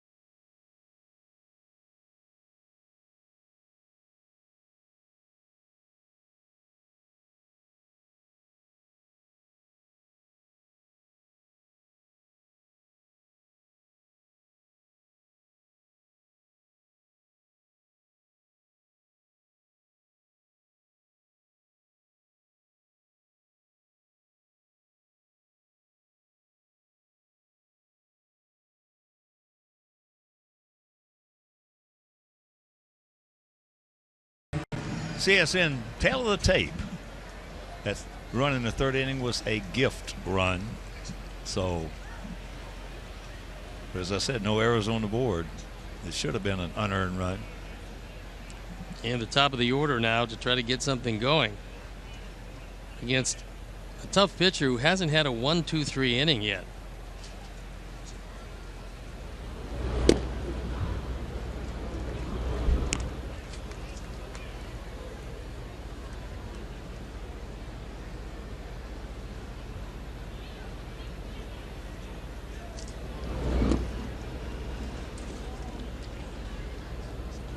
Adams grounded to second and struck out swinging on a fastball. But you know, when you're trying to go against a guy like Kluber, if you're one of our guys before the game, you get the stats, you start looking at them. And let's just look at his stats, okay? Opponent's hitting at .214 against him. He's worked in 157 innings. He has 156 strikeouts. He's only walked 36 guys. He's thrown 13 home runs, which he's going to throw a few home runs. Anybody, you know, around the plate like he is. Yeah, he is. He's only hit 3 guys. He's hit 1 right-handed hitter and 2 left-handed hitters all year long. So if you're a right-handed hitter in our lineup, you look at these numbers off him. And you can say to yourself, you can actually boil him down a little bit more as far as what kind of an approach you're going to have against him that day. If you're a right-handed hitter, he's not going to be pitching you inside. Well, he'll throw 1 or 2, but he's not going to throw many. No, it's going to be off the plate a little bit, you know, just a show me pitch, so show me fastball, because he's not going to throw any breaking balls inside. So you can eliminate the inside fastball for the most part. Now, if that's the case, you're not going to do anything with the slider low and away if you're looking for it. So you can eliminate that pitch. Now it's the ball down to the fastball and the curve as that's hit in center field. Hit pretty deep back on the track right in front of the fence. Man, that ball just kept carrying. Meanwhile, 1 out. So you can zone him in even before you go to the plate a little bit. And the key is, even if you're wrong, at least you had a chance to be right because you had an idea on an approach, not a mechanical thing. Probably best guess scenario is fastball outer third and just look for it there. Exactly. Goes anything else? Exactly. At least early in the count, take it. Yeah, up until 2 strikes. Yep. Saladino 1 for 2. He just shoves that one to the right side for a base hit. DiMaggio, Mike Leary, and Joe Group, the mayor. They're picked to click. 2 for 3. Well, that time an inside-out swing as he threw that fastball inside. He was able to ease it by Kipnis. Here's Melky, a double and a ground out to short. We'd like to welcome. Go ahead. We'd like to welcome all of our viewers watching on New Paris Telephones Quality Cable in Elkhart County, Indiana. Now let's take the reverse of that sheet that we're going over with Kluber. If you're a right-handed hitter, especially if you're a strong right-handed hitter. That pitch taken aside. Now, go to the same numbers: 214, 156 strikeouts, 157 innings, only 36 walks, 13 home runs. But if he's hit 9 guys, and then you know he's thrown inside. Exactly. Yeah. So now you have to give him more of the outside part, and you take more of the inside part. But again, the whole thing is thinking. It's an approach. It's giving yourself a better chance in a zone, because if you look for 4 pitches, or you look for the ball off him, you're going to go for 4. Well, this has been a night where Kluber hasn't had his real good control. He's walked 2, which is unusual, and he's yet to have a 1-2-3 inning. So without retiring them 1-2-3, it's a few more pitches. He's right at the 84th pitch coming up. Yeah, he struggled with his control a little bit tonight. The best release point he's had has been on the inside corner to the left-handed hitters. Especially that fastball that tails back over the plate. Well, if you're a hitter sitting in our dugout and you're looking and you're watching the game, you're going to say to yourself, hey, That's his best release point tonight. So I'm going to be looking out there. You got to cheat off good players, off good pitchers. You just can't go looking for the ball. They will stick that bat you know where.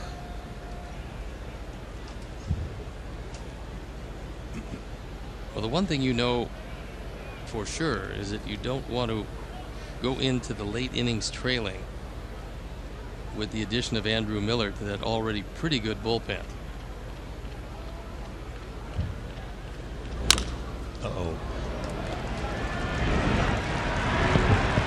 Nice pick by Napoli. Bad throw by Lindor. Meanwhile, they turn it. And we're halfway home trailing 2-0.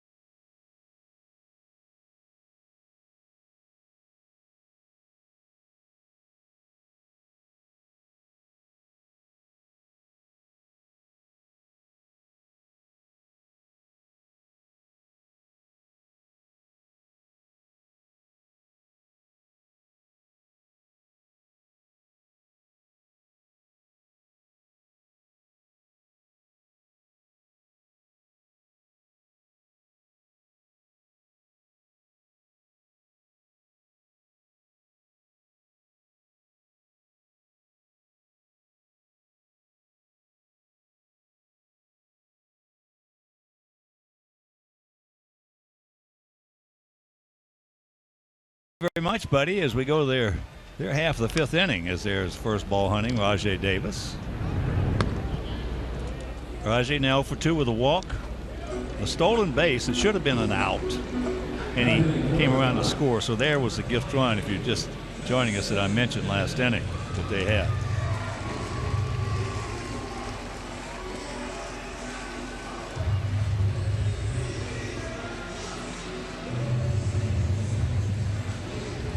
Here's Kipnis. A double, a run scored in the first. He struck out in the third.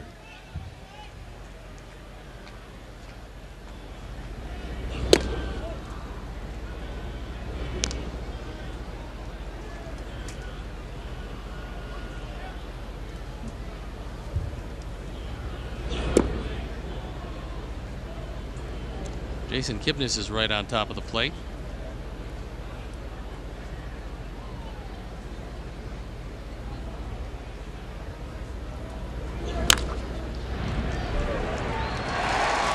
Ball bounces over the glove of Saladino. Saturday, August 27th. Come see the White Sox take on the Mariners at 6:10. All fans are invited to stay for a spectacular post-game fireworks show presented by Magellan Corporation. For tickets, call 866-SOX-GAME or visit whitesox.com.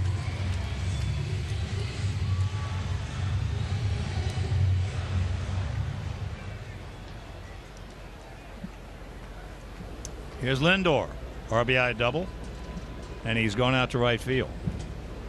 Kipnis now 2 for 3 with that base hit.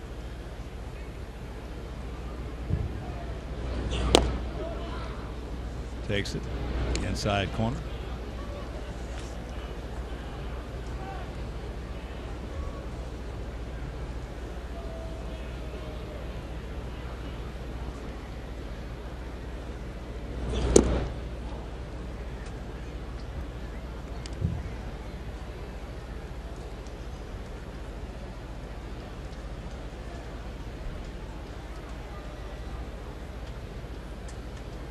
Lindor's parents moved to Florida when he was 12 years old. And you said you're familiar with that Academy, yeah. It's one of the best sports programs in the country. Well, at an international boarding school in Orlando. Actually, it's up near Claremont, which is a little north of Orlando in Montverde, but they won the national championship in basketball once for sure, maybe twice, maybe 2 years in a row. And it's just a factory. Well, they did a real good job with the man you're looking at, Francisco Lindor.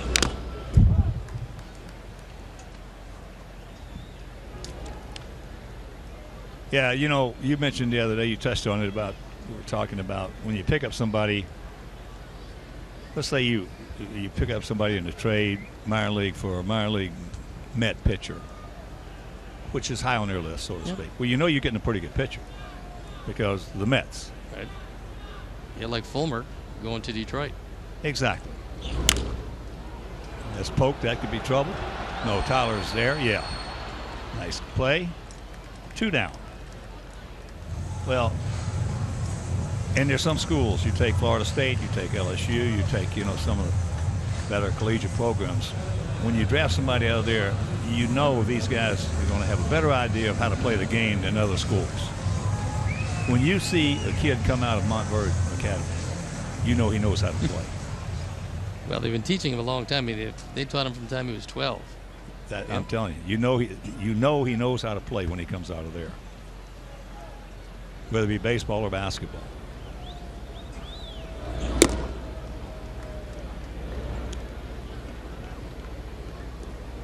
Napoli, 1 for 2 with an RBI single back in the 3rd inning.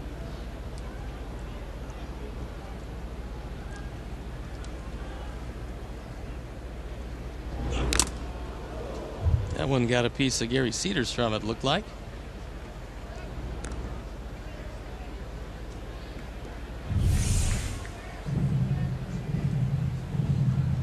It did. Had him combination mask and right shoulder.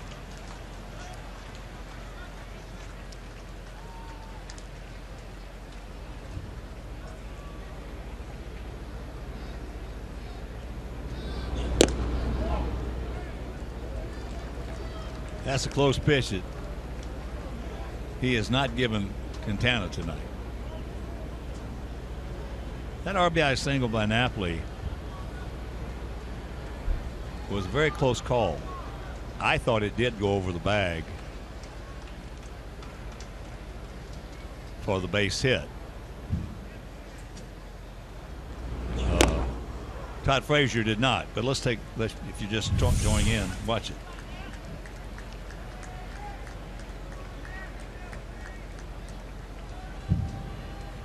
I thought it was a good call by Chad Woodson. Yeah, because he had to get out of the way and make the call.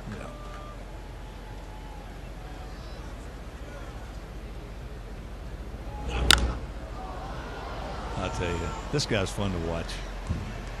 He doesn't leave anything to the imagination on that swing. No, he's dangerous. He got this one up and in. See how he's short and quick he is. Keeps that bat, his hands in front of his chest. Tough to pull the ball in the upper deck where he hit it. I'll tell you, he's fun to watch. He really is.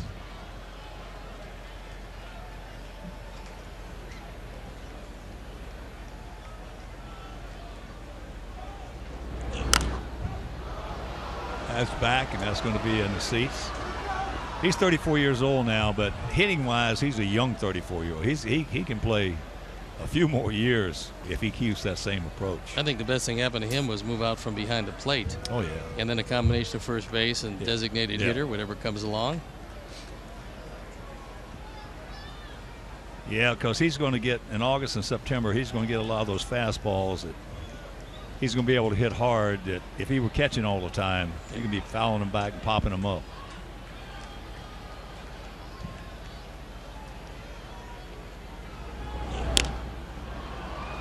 He just missed that one.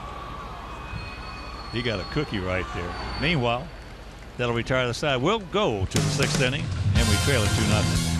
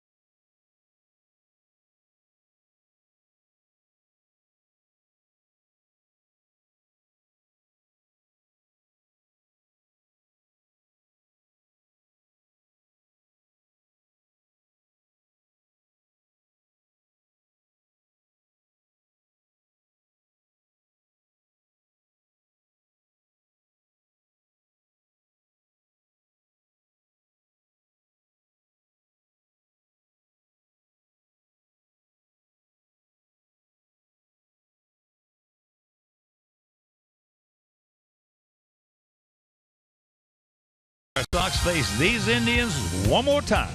It all starts at 6 on CSN Chicago. Don't miss it.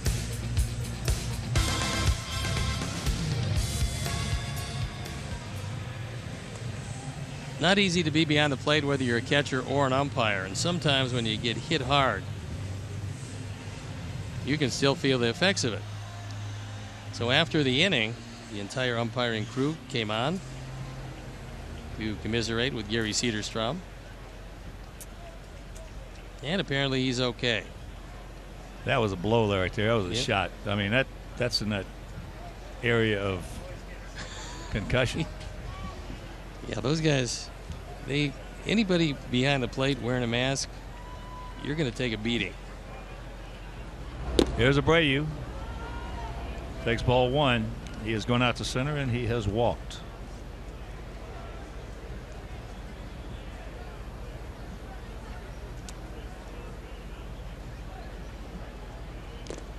You know, we're talking about approaches at the plate. I'll tell you who's got a nice approach in watching that Marlins series. Those Marlins got a nice approach. They got a lot of guys standing right on top of that plate. Well, guess who's teaching them? That's right. Barry Bonds.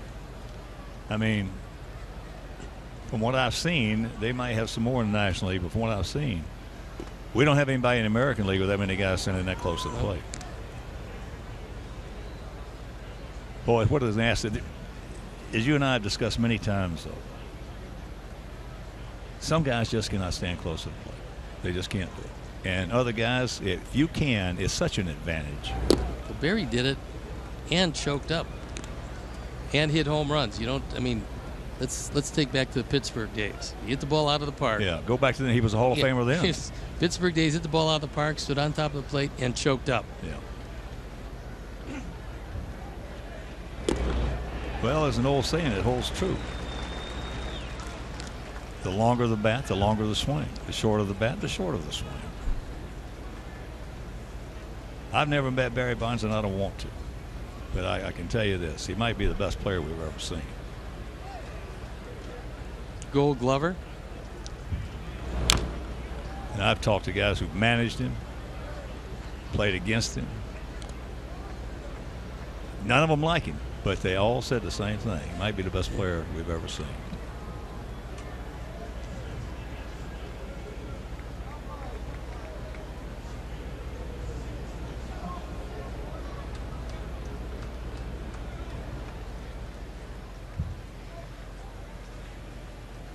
I've talked to too many pitchers, a lot of them in Cooperstown, right-handers, who did not like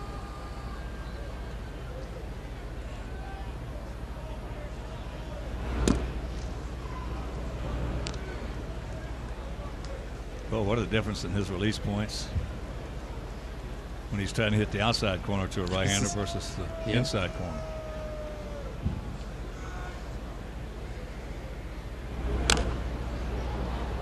That went right off his foot. Maybe he's going to feel the effects of that one. Ooh, that wasn't the foot, that was the shin.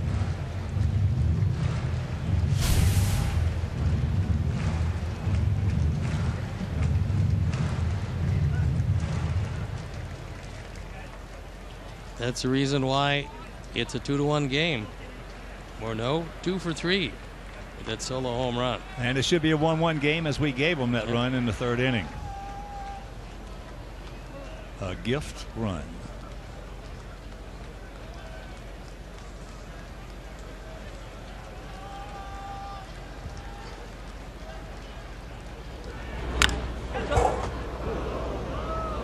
That went into the camera well, and hopefully everybody's okay. Whew. That one went in there like a rocket.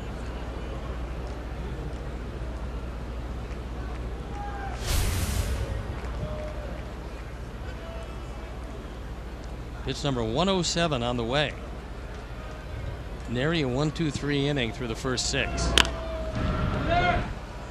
You got a roller right there. It pops it through the hole, so that'll bring up Tim Anderson. Stepping to the plate now for Chicago. Terry Francona's got a very good pitching coach in Mickey Callaway, and I have to believe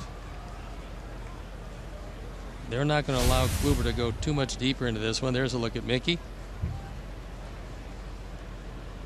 No, that breaking ball didn't have a whole bunch of tilts. Now he's checking to make sure if Andrew Miller was ready, and I'm sure he is.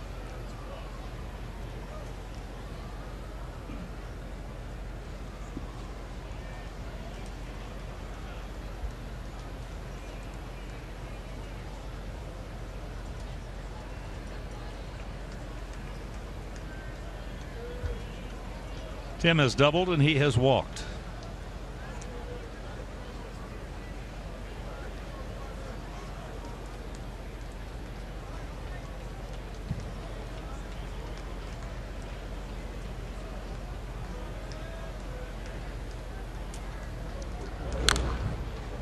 Good rip underneath it. Not a big crowd on hand. They've been averaging a very disappointing 19,645 for a fun club to watch. They say they've been enjoying Bob DiBiase, and I were talking before the game. He is a long-time Indian guy. Long time. And a sweet person. Yes, he is. Good man. He said on the weekends they're enjoying very well, but in the week not so much.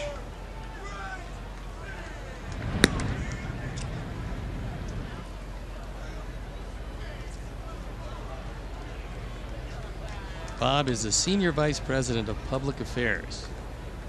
As well he should be. Only in his 37th year with the Tribe. He is a Cleveland icon.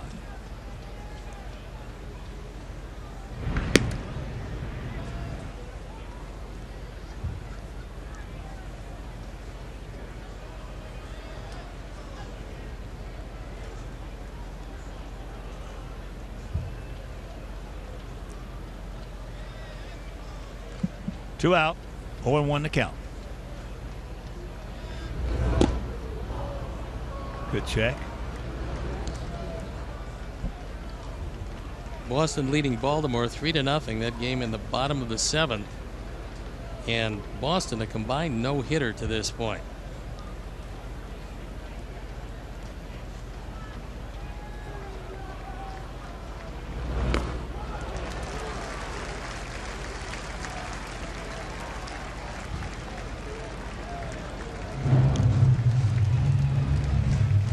Guessing strike. And the count 1-2.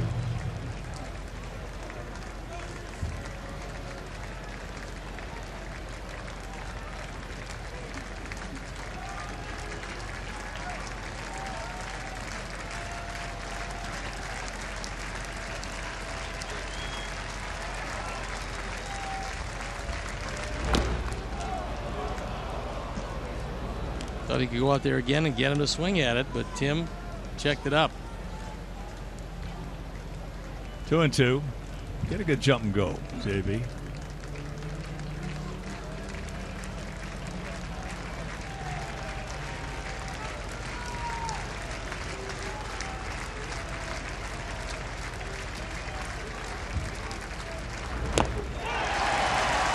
Home run by Morneau. We'll go to the bottom of the sixth. It's a 2-1 Cleveland lead.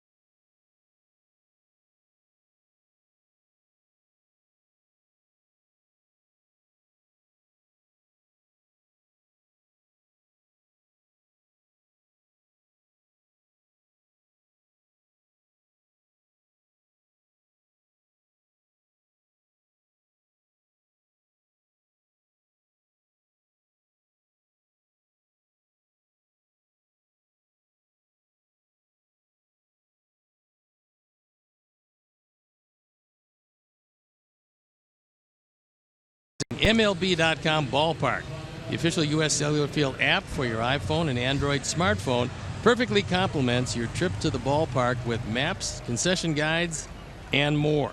Download MLB.com Ballpark today or visit WhiteSox.com/ballpark app.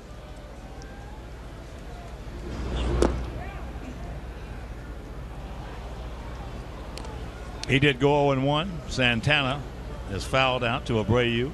And he has singled softly, very softly, into left field. 0-2 the count. 2-6-0 for their guys, 1-7-0 for our guys. We have stranded 7, they have stranded 5. But once again, as there's a take your time, take your time. Okay, good. That a boy. Nice play. 1 out. But a mistake that we made was not deemed an error as it should have been. And that run came around the score, and that's the difference in the ballgame. 2-1 Indians.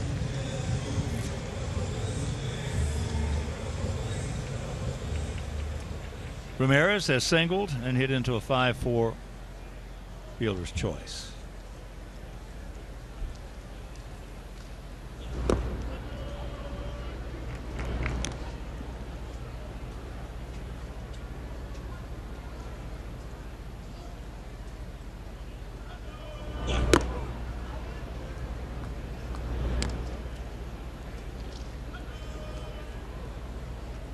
Matt Albers starting to loosen up as Jose is about ready to deliver pitch number 98.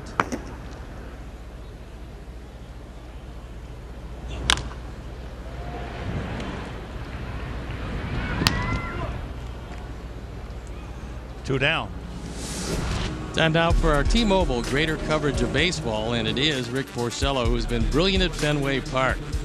I mean, like home cooking as well as the next guy. Porcello loves it. He's 12-0 ERA, just below 3. Pretty amazing numbers at home. 70 strikeouts, 11 walks. As a sinker baller, former #1 pick of the Tigers, has found a home in Boston.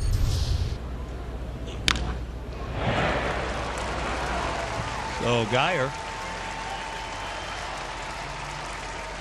the 2-out double. He's now 1 for 3. That's his second double in an Indian uniform. This ball right down the middle, and Geyer smokes it.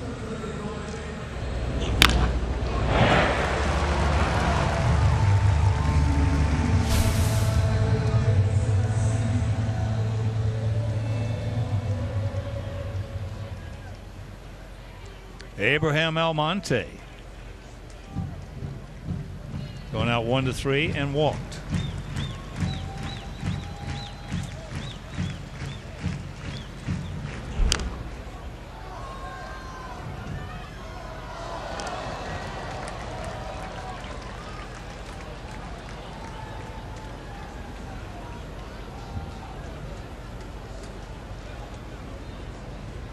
Because of his suspension for PEDs, Almonte might be able to get the Indians or help them get there. He just won't be able to play in the postseason with them.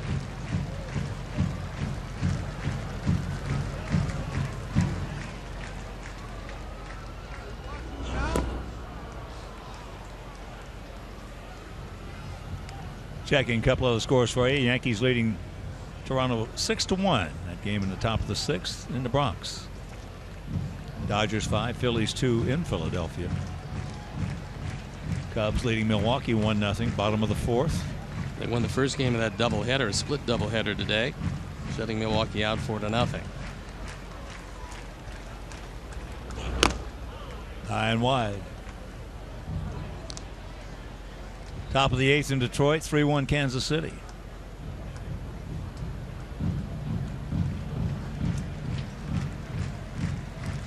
Cincinnati leading the Marlins 6-2 after 7 at the Great American Ballpark.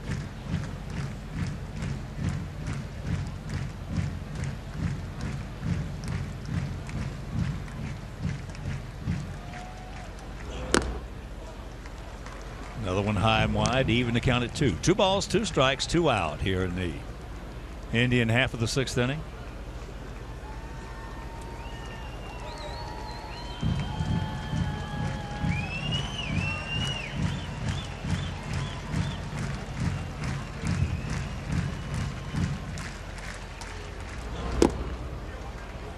Close pitch, didn't get it. He walked Almonte last time on a close pitch inside. Kept the inning alive, but Perez grounded into a force out.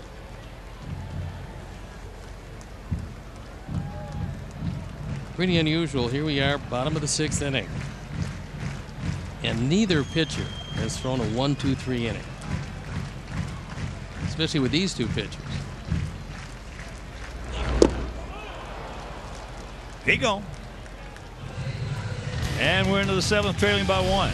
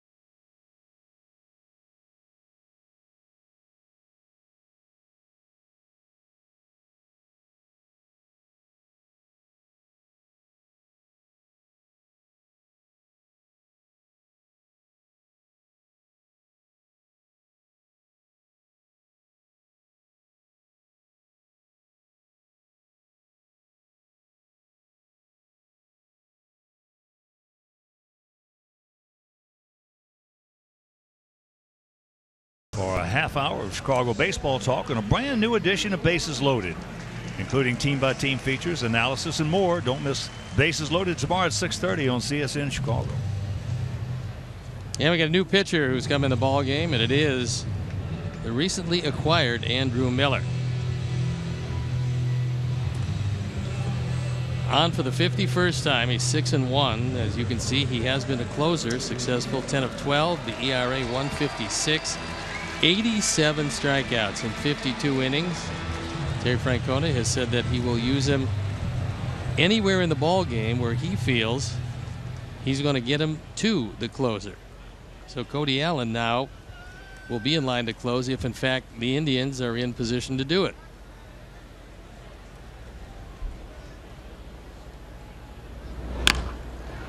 That's in the hole. Lindor with a strong arm. Can't get him. So Narvaez leads it off with an infield single. Now hit safely in all of his 9 starts. Tough play for Lindor. Gets rid of it as quickly as he can, but Omar got down there. They're going to take a look at it and see. This is a great play. Good pick by Napoli.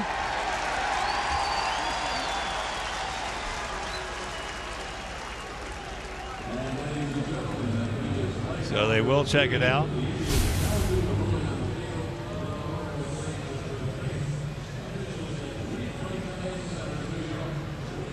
Looked to me like the foot hit the bag, but we'll have to see what. In real time, I thought they had him.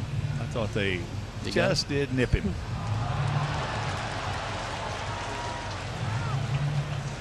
Well, Terry Francona's got nothing to lose by asking him to take a look at it. Well, I tell you, Lindor is. These young shortstops we got, I'll tell you, they're worth the price of admission. There's something. They are really just awesome talents.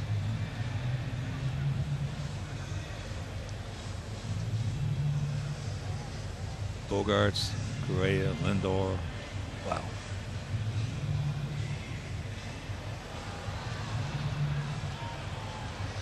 It would appear that Terry probably made a pretty good call asking him to take a look at it. And it's a huge play in a 1-run game.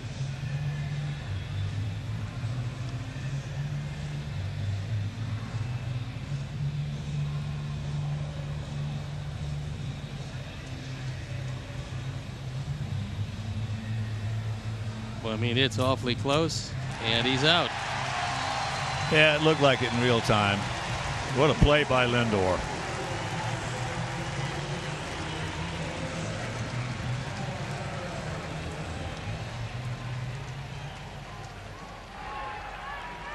What a play. These guys, besides the range they've got and the hands they've got guns. Well, he didn't have a chance to get any type of balance before he made that throw, and still got it over there, and it was a one-hopper, but it was at least still on the money. I'll tell you, it's fun to watch.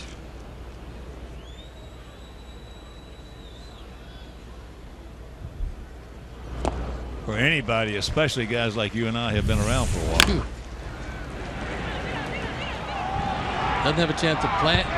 Gets it over there, and a good one-hop pick by Napoli. A whole lot of other shortstops where this is an easy base hit. Unfortunately, not that one. 1-2 the count. Eaton 0 for 3, a grounder to second, a strikeout, and a flyout that carried deep into left center field. Andrew Miller, originally a first-round draft pick of the Detroit Tigers as a starter. 2 gone. Well, he made one of his first starts against us. Yeah, it was an unbelievable performance. I'll never forget AJ after the game. I went down. I was talking to Pierzynski after the game. He said, "Hawk, that is the best left-handed stuff I have ever seen."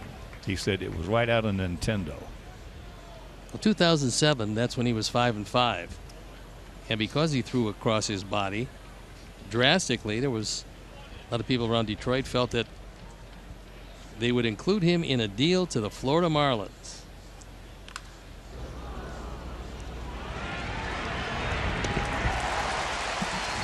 That didn't take long. Great play by Lindor. to get Navarre's 7th inning stretch. We trail it 2-1.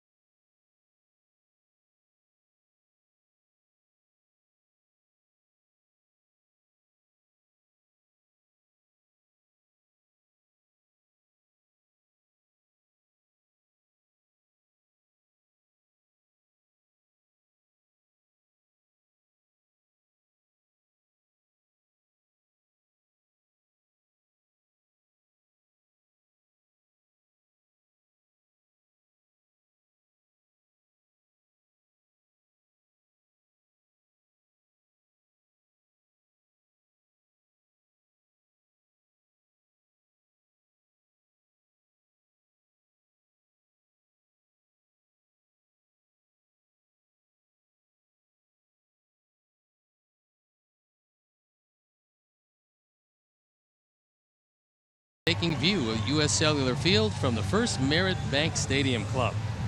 Memberships are available to season ticket holders and open before, during, and after every home game. First Merit Bank Stadium Club is also perfect for non-game day events, including weddings and corporate parties. For more information regarding the First Merit Bank Stadium Club, please call 312-674-1000. So we've got a new pitcher in the ball game, and Matt Albers inherits a 2-1 deficit. He's on for the 51st time. 2-5 ERA, 5.64. And the night will end for Jose Quintana, unfortunately, on the short end. You mentioned it in the break of typical It is Quintana game. It is a typical game. He outpitched his opponent. He's And trailing 2-1, a run that should not have scored, a gift run. and he leaves. And that's it. Unfortunately, he will not get win number 10. The most amazing part of what he's done over the last 4 years is he's never won 10 games.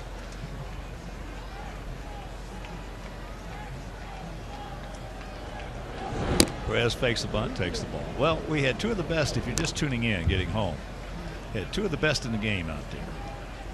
Our Quintana and their Kluber. Now, Kluber didn't have his good stuff, but his stuff was decent tonight, but he did not have his good control. He battled that, but still he left giving up just the one run. That ball hit hard into the gap.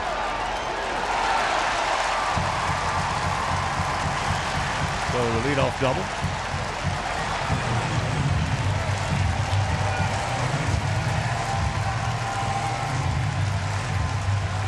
Perez came in hitting .098.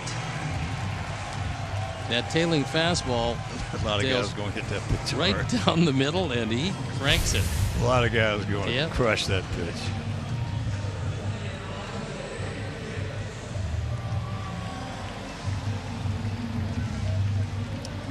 So Rajai Davis, he is a Sox nemesis, a pain in the derriere, and he's got a job to do. Corners in close. We've seen Davis bunt every now and then, and he's going to bunt that time. He's only got one sacrifice this year. It's not like he does this naturally.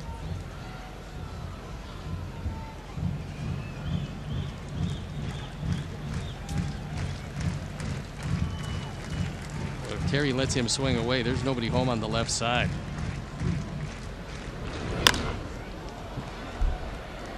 He let him swing away, but a little tardy on that one. Like Sarbaugh. It's really funny. He went through a set of signs and he yelled out bunt twice. So let's see if they go with the audio signs. He's an audiologist. There he is. Figures, you know, why take a chance on a missed sign when you can just tell him to bunt? We had a guy like that with the Red Sox when I played with him. He didn't bunt that much, but when he had to, Eddie Popowski, third base call, would go in. Bunt!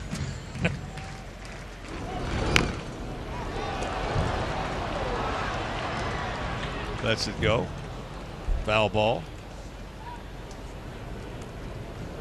And with only one sacrifice, that's not the best technique you've ever seen.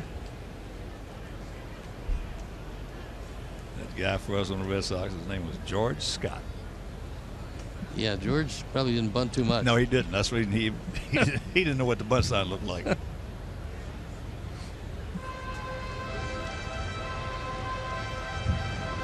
I've always said, though, that a manager does not have complete control of the ball club unless everybody in that lineup will bunt.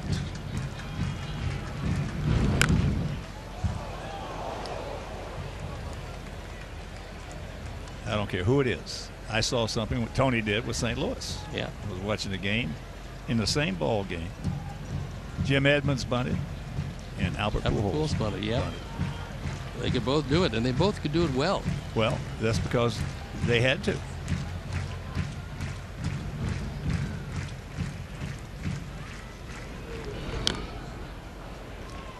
And I played for some managers that certain guys, I can't bunt that guy. What are you talking about? They'll run me out of town if I bunt him.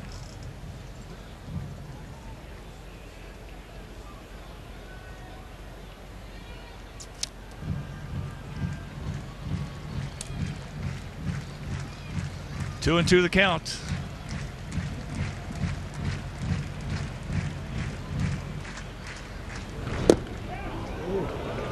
Close. But it missed.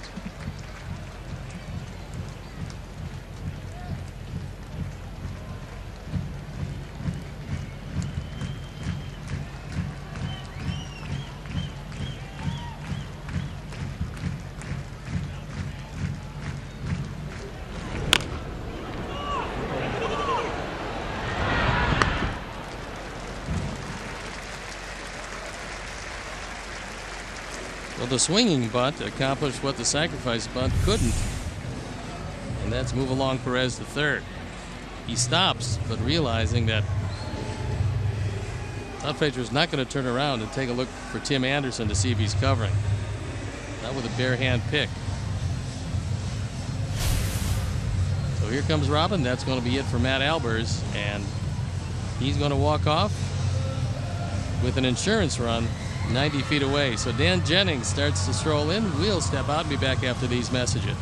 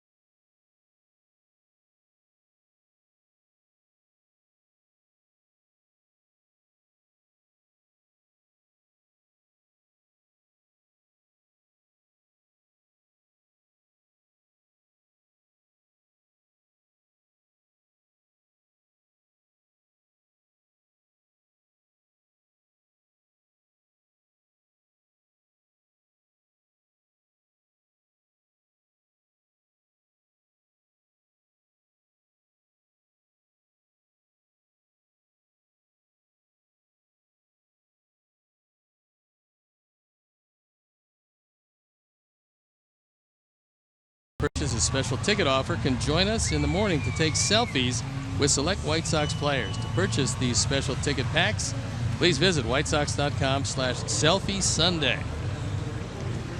Time now for the Midas Tire and Auto Service experts call to the pen. And that call is Dan Jennings, who's putting together a very good year. On for the 46th time. 4-3, ERA 182. Infield in at all 4 positions as he inherits Perez at third base and only 1 out. You know, you mentioned that Todd didn't know that Tim might be covering over there. That's got to be before the play is made. You got to have a little communication there if in fact he's going to get over there.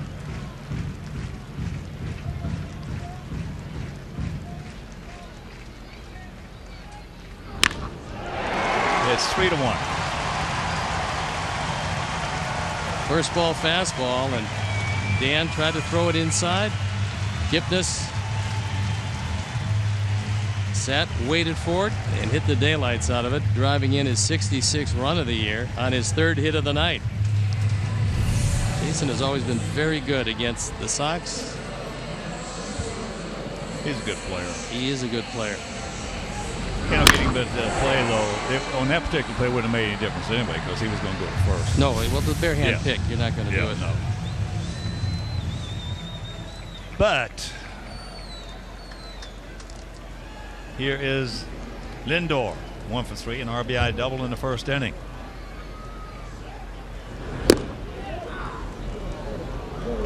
Takes the strike.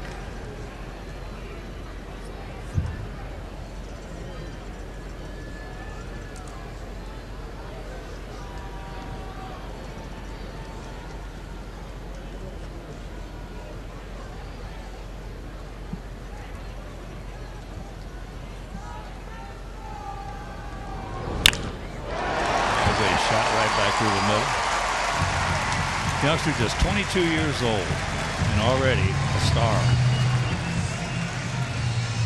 You know, when you read about these guys coming up as they come through the system, you read so much about Lindor as their #1 prospect in their organization for a long time. And every step of the way, he kept excelling. And then he got bigger, he got stronger, and now he's a force offensively. So Chris Beck comes in. Jennings, who faced 2 men only to give up 2 hits, will depart. And we'll step out. Be back after these messages.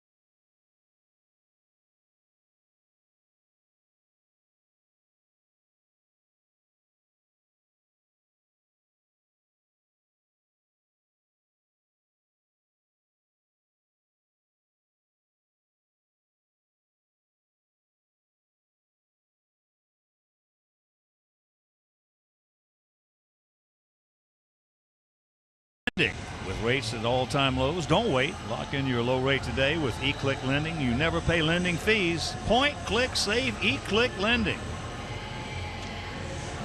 Time now for the Midas Tire and Auto Service experts call to the pen.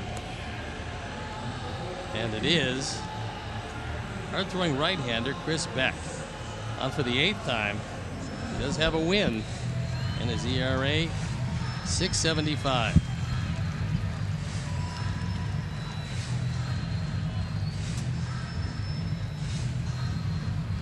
He's going to look at a guy that undoubtedly is not the best hitter on this club, but he's about as dangerous as they have, maybe more so.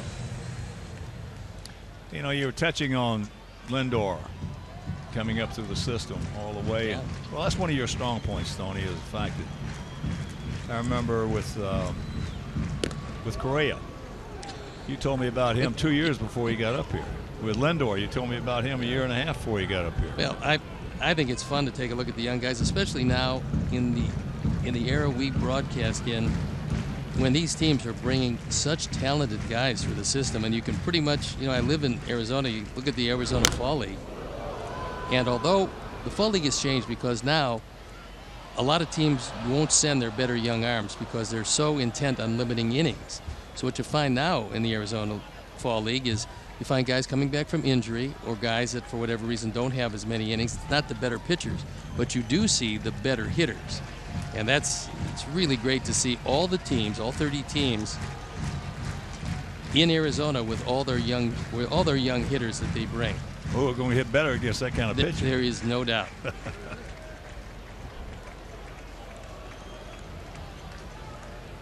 Well, I used to be a huge believer in winter ball, especially for hitters. Well, that was the way that, number one, you could also make a living wage in an area where they didn't pay anything. I made more playing in Venezuela than I did playing Major League Baseball.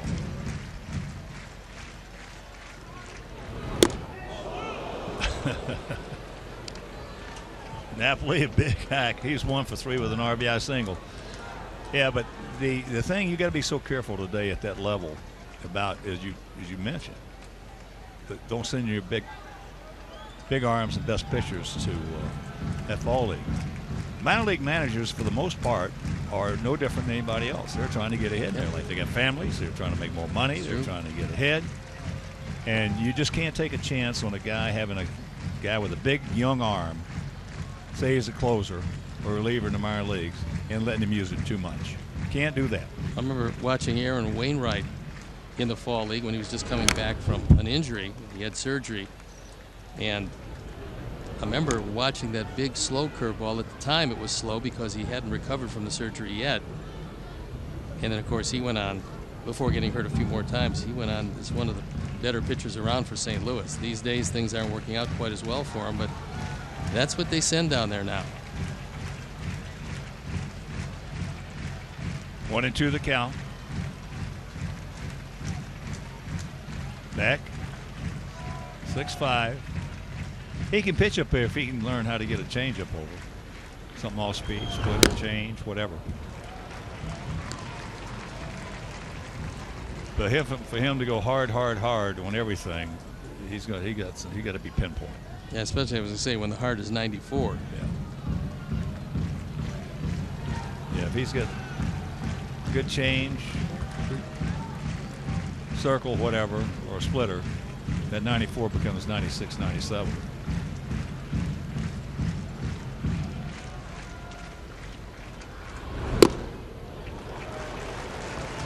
Well, there was his attempt at a change, and good differential between that and the fastball. He just didn't throw it in the zone.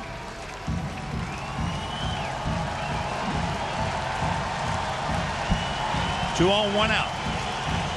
One in. 3-1 Cleveland. Here in the bottom of the 7th. If you're just joining us.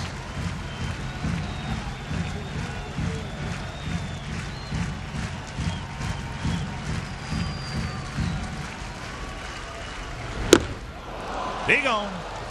Gas. Well, Napoli hasn't seen Beck, and he swung when that ball was in Narvaez's glove. He was way late on that. He knows that he's hot at himself.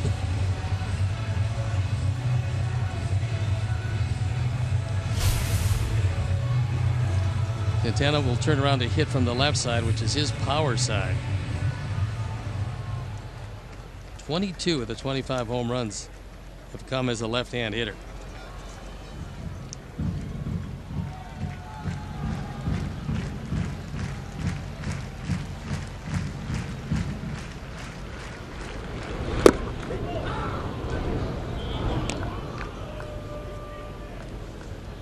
That's an interesting look.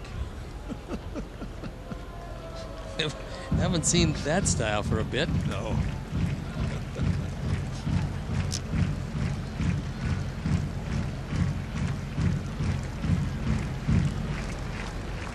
Carlos 1 for 3. Oh, there. That one bit a little bit. That was good movement. Yes.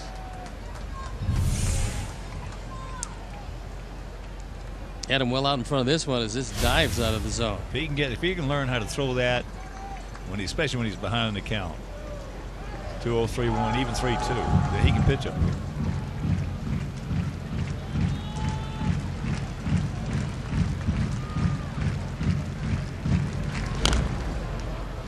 Just got a piece of it.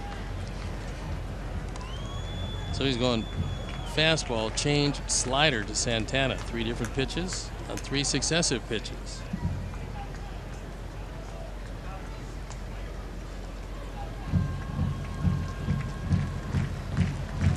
And one thing you don't want to do right here on 0-2 is throw him something in the general vicinity of the middle of the plate.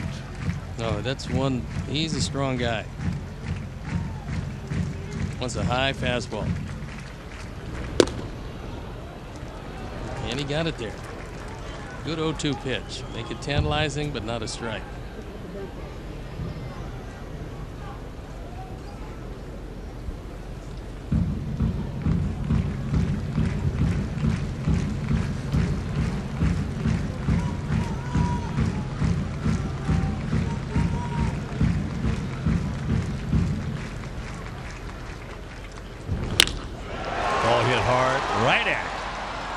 That's a hang whoop'em for Santana. Meanwhile, they come up with 1, and then we'll go to the 8th, trailing by 2.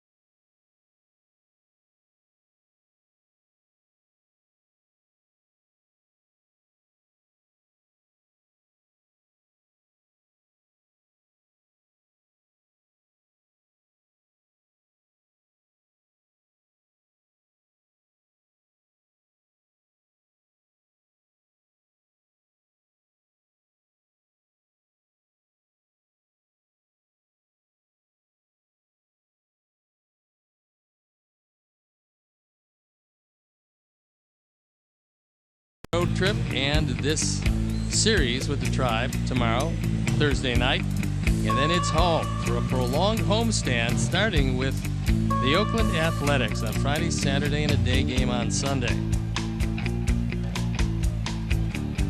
So Andrew Miller now for his 2nd inning of work. It was a 5-pitch, very easy 7th inning.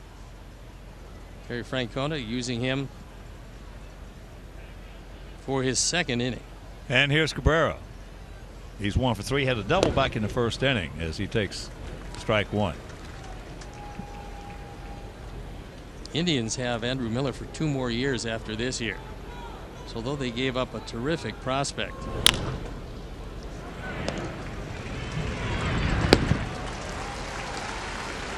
they got a very good pitcher back from the Yankees. That prospect they gave up, Clint Frazier, some people thought he was number 1, some people thought he was number 2. But he's going to be a good one. He's big, he's strong. While I was at home, I watched a lot of baseball on my iPad over the MLB app, which is, if you guys don't have it out there, you got to get it. That's just a wonderful, wonderful app. And the Yankee announcers were talking about Frazier. Clint Frazier, he's going to be a good one. And they're so excited about, and if you notice this, they're winning some ball games right now too. But yeah, they are. They're so excited about those young kids starting off spring training next year. Oh, look, they had a lot of older players who could help teams for a couple of months, and they helped restock their farm system because their farm system wasn't too good. Well, although they brought up a couple of guys that can hit it well. Judge is one of them.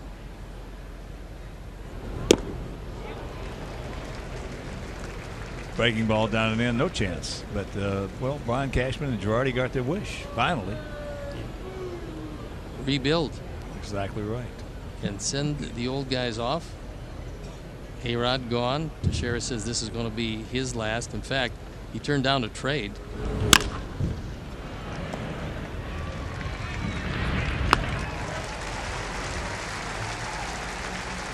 Two down.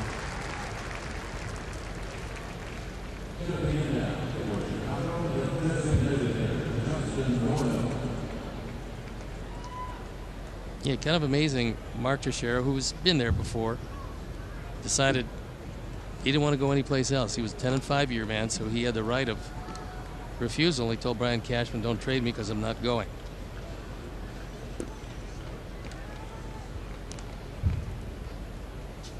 Well, I don't know the way things have been going for Teixeira, who's been a heck of a player. I don't know how many people wanted him anyway, as far as.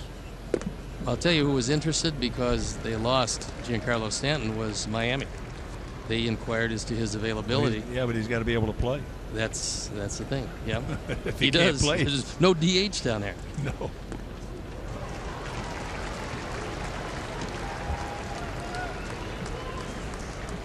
Morneau 2 for 3.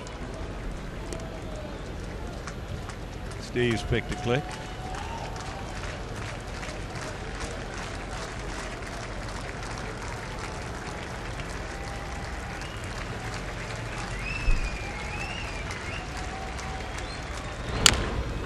There's a chopper to Hopper. Miller with short work. 6 up, 6 down.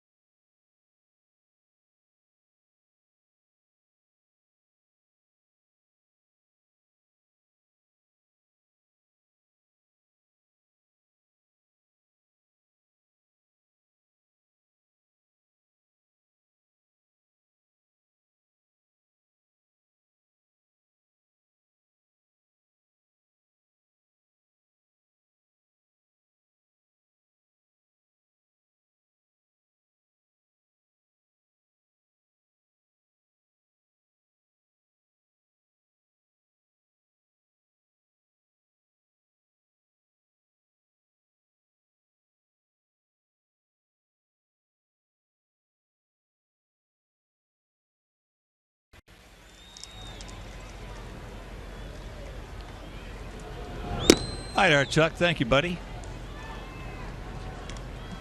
As Jose Ramirez, 1 for 3, will lead it off here in the bottom of the 8th inning. 3 runs, 10 hits, no errors for their guys. A run on 7 hits, no errors for our guys.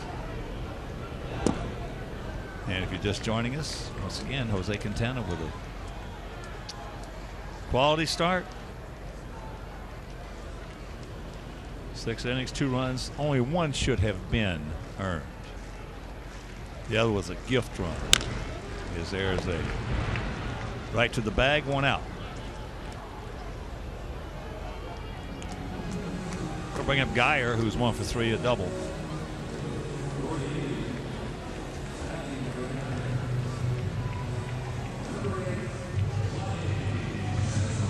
No, Chisenhall's going to hit for Geyer. Geyer had doubled back in the 6th. Yeah, that's their platoon system.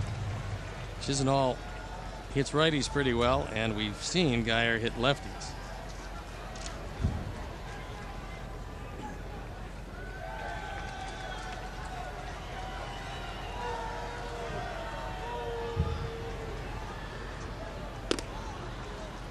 That's up high. Former #1 pick. For our guys in the 9th, schedule hitters, Frazier, Shuck, Anderson. You would think it'd be against Cody Allen. Well, for guys like you and I and other announcers who come in here and announce the games against Cleveland, we don't know what's going on in that dugout, in that bullpen, like Francona does. And he's got a feel for it. And for 11 years, he is over 500, 11 consecutive years. And some people say, well, he's a little unorthodox. Well, a lot of people say Joe Madden's a little unorthodox as well.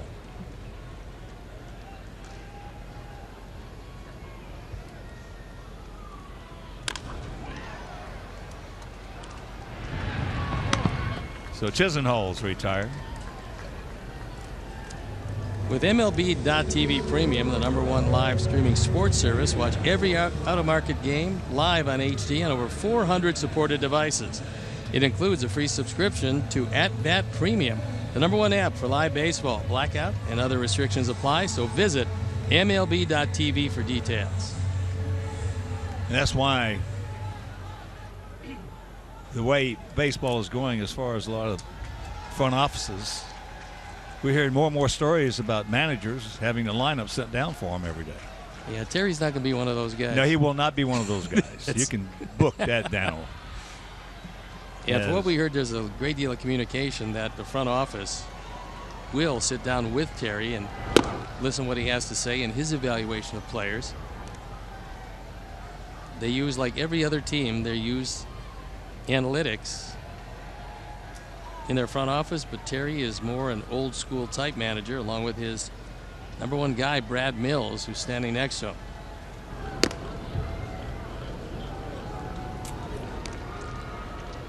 Well, to make out a lineup card, you got to be down in that dugout with them each and every day. You got to be able to look those guys in the eyes and see who's spitting it out, see who's ready to play, who's ready to pitch, who's ready to hit, who's ready to pinch hit, who's not ready to pinch hit. There's a line drive base hit.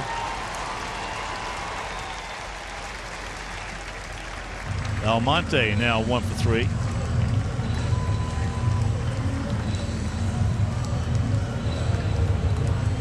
He's 2 for 2 in stolen bases, so he's not one of the real good runners on this team.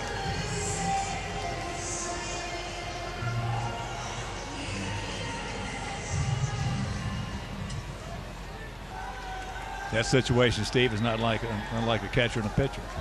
The only thing the catcher can do to a good major league pitcher is just suggest a sign. Just a sign and get him the ball back quickly. That's it. And then he'll work at his own pace. Yes, exactly. And he'll throw every pitch in with conviction.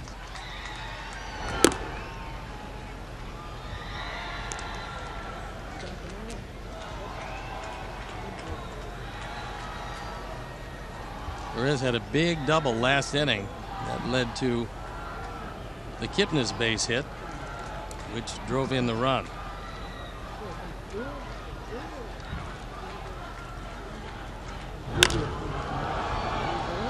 That is out of play, right side.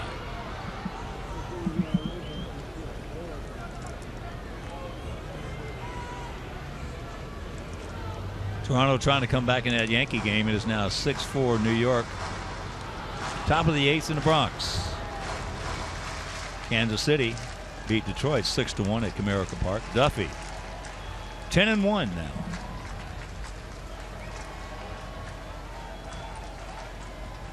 we saw Duffy at his best, and he is really good.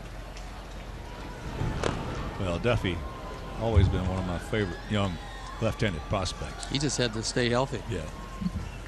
Yeah, he's got a chance to be something special.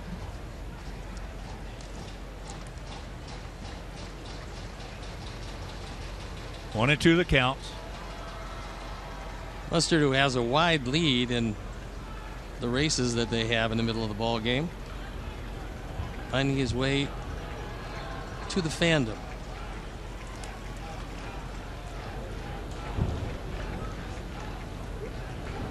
Watch out. Good pick.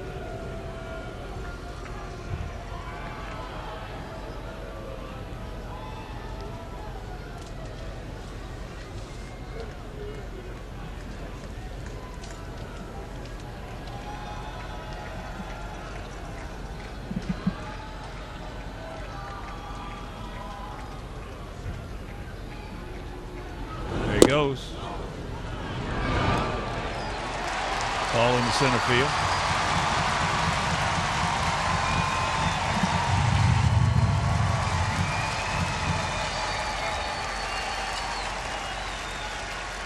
Probably going to go E2. Stolen base.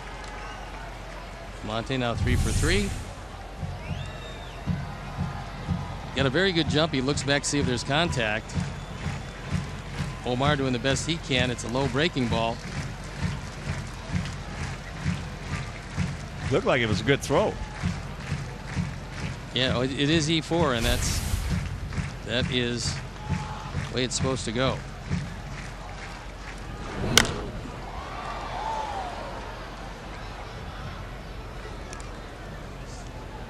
One thing I tell you, Omar has been impressive only because you don't notice him much. He's like an umpire almost behind the plate. Yeah, he's but been on good. that play right there, and another throw we saw him where he took a lot of time getting rid of him. That can come with some footwork, though. That's probably it. Yeah. You can work on that, you get a quicker release.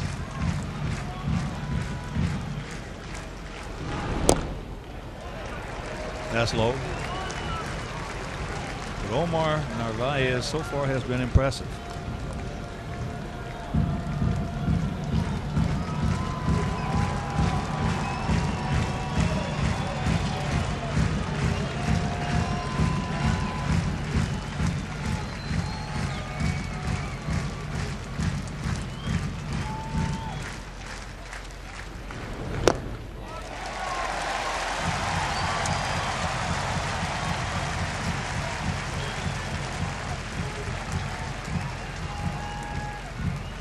So Coop.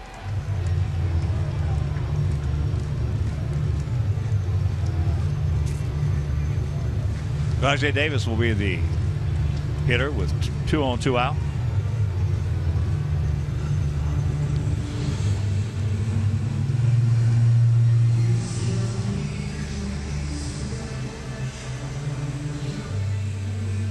Coop had his say on what he wants him to do with Davis.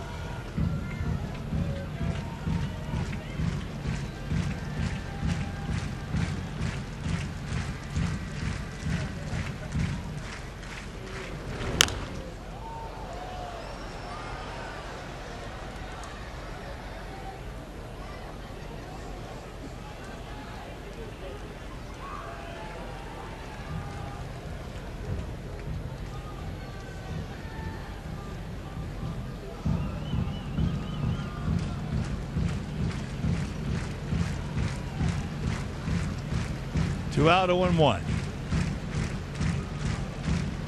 Outfield slightly to the right. Bit of a gap out there in left center.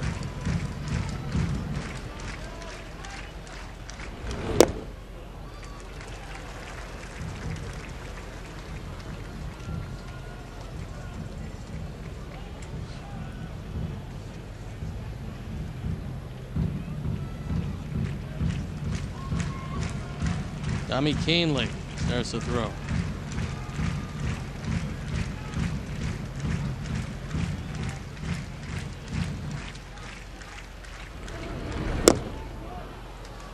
And the count 1-2.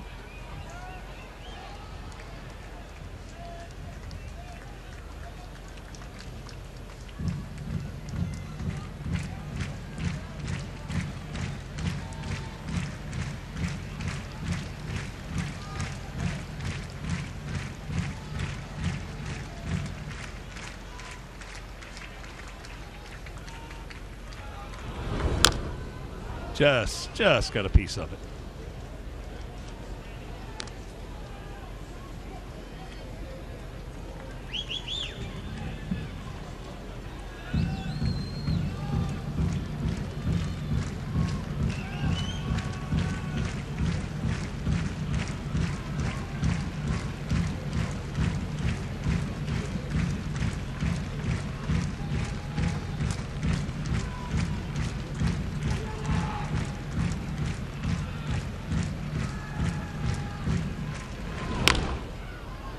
Yanks that one foul, in case some of you wondering about Brett Laurie.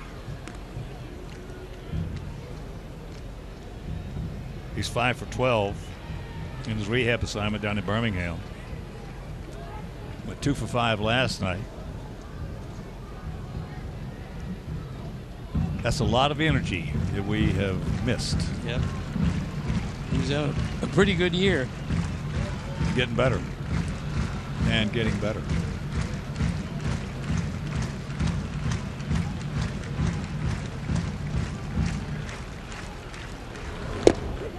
He gone. He knew it. We're into the ninth. We need 2 to tie.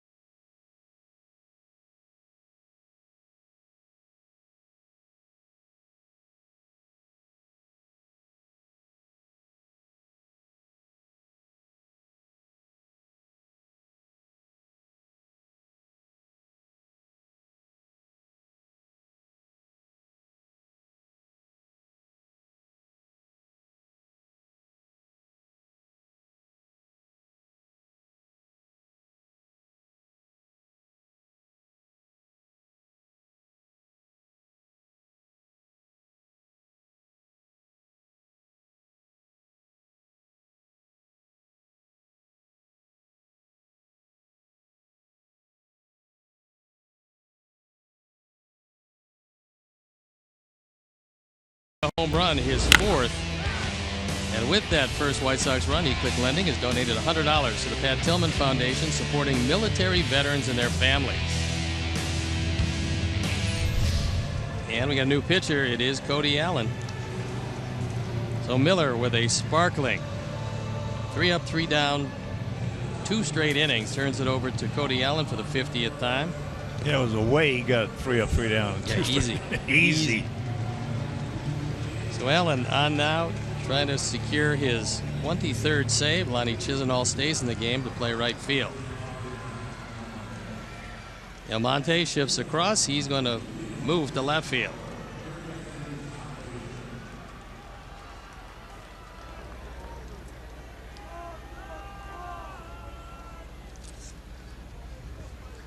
So here's Tide. Tide's had a tough evening against Kluber. 0 for 3, 3 strikeouts. In fact, he's a guy that Todd just doesn't pick up the ball on. Todd now 1 for 18 lifetime off Kluber. You know, we were talking about the little things that have been killing us all season long. It's been Sox have played 43 one-run games this year. That's the most in the major leagues. We are 20 and 23. And how many of those 23 have we beat ourselves with little mental mistakes? Not so much errors, because you're going to make errors, but just not making the play as we should. Yeah, double plays that aren't turned. Exactly. Many times a sacrifice situation, you don't get it down, or you got to move a base runner along and you don't get the job done. Those little things prove the game is won and lost 90 feet at a time. 2-2 the count.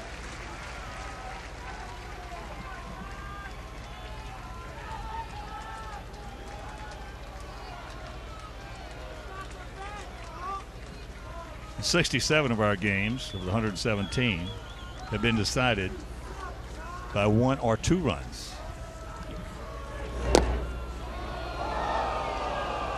Going to wipe him out with a fastball in the outside corner and did not get the call.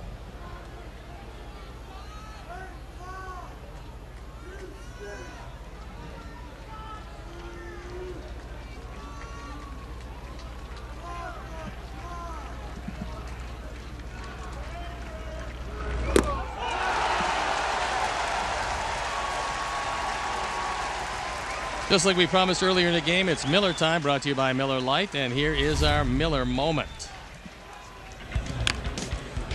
Great play by Lindor in the hole, gets it across, and after review, they said he got him by an eyelash. Good scoop by Napoli, and that was that. And that was a big league play.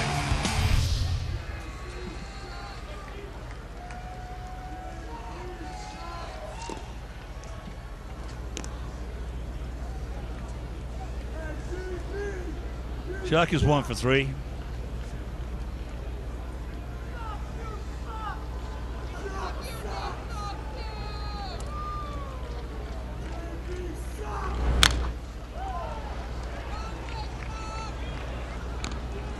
One and one the counts.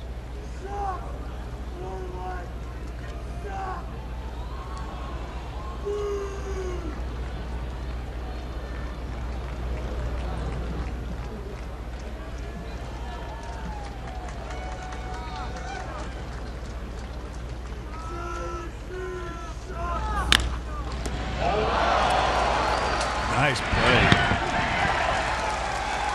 2 down. Boy, he has been some kind of player for this ball club this year. Well, he almost waited too long. I mean, it was a shot, and he took his time. And JB gets down there in a hurry.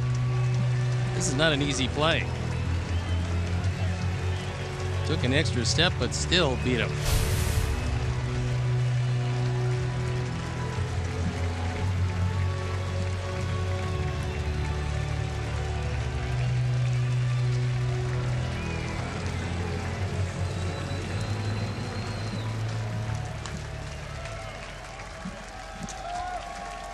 So here it is. Here's Tim. He's double, walked, and struck out.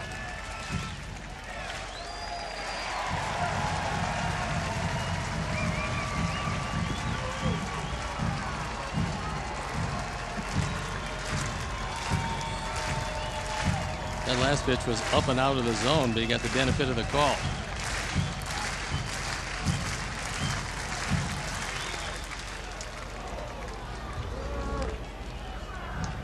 Well, overall, Gary's had a good game behind the plate.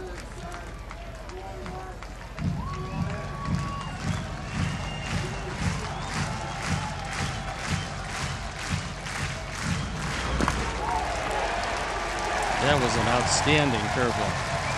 He's got outstanding stuff. Look at the location. Perfect spot. Like one of your curveballs there. I never quite got to 83. Ball hit hard, and this ball game is over. So Quintana, Stevie, once again, Jose Quintana. It's a typical Quintana game. He gives up 2, one of which shouldn't have scored. His team gets him 1. He's 9-9. So we'll be back at it tomorrow. All right. So for my partner, Steve Stone, for our Hall of Fame director, Jim Angio, for our future Hall of Fame producer, Mike Leary, for our associate producer, Joe Groove, for our very fine technical manager, Mark Harper, also Doug Bullard, our traveling partner with me down in South, Doc Velasco, Mike Stahl, and Mike Bixenstein, also the executive producer, Jim Corno Jr. This is a Hawk. So long, everybody. Coming up next, Subaru Postgame Live with Chuck and Bill. You've been watching White Sox baseball on Comcast Sportsnet.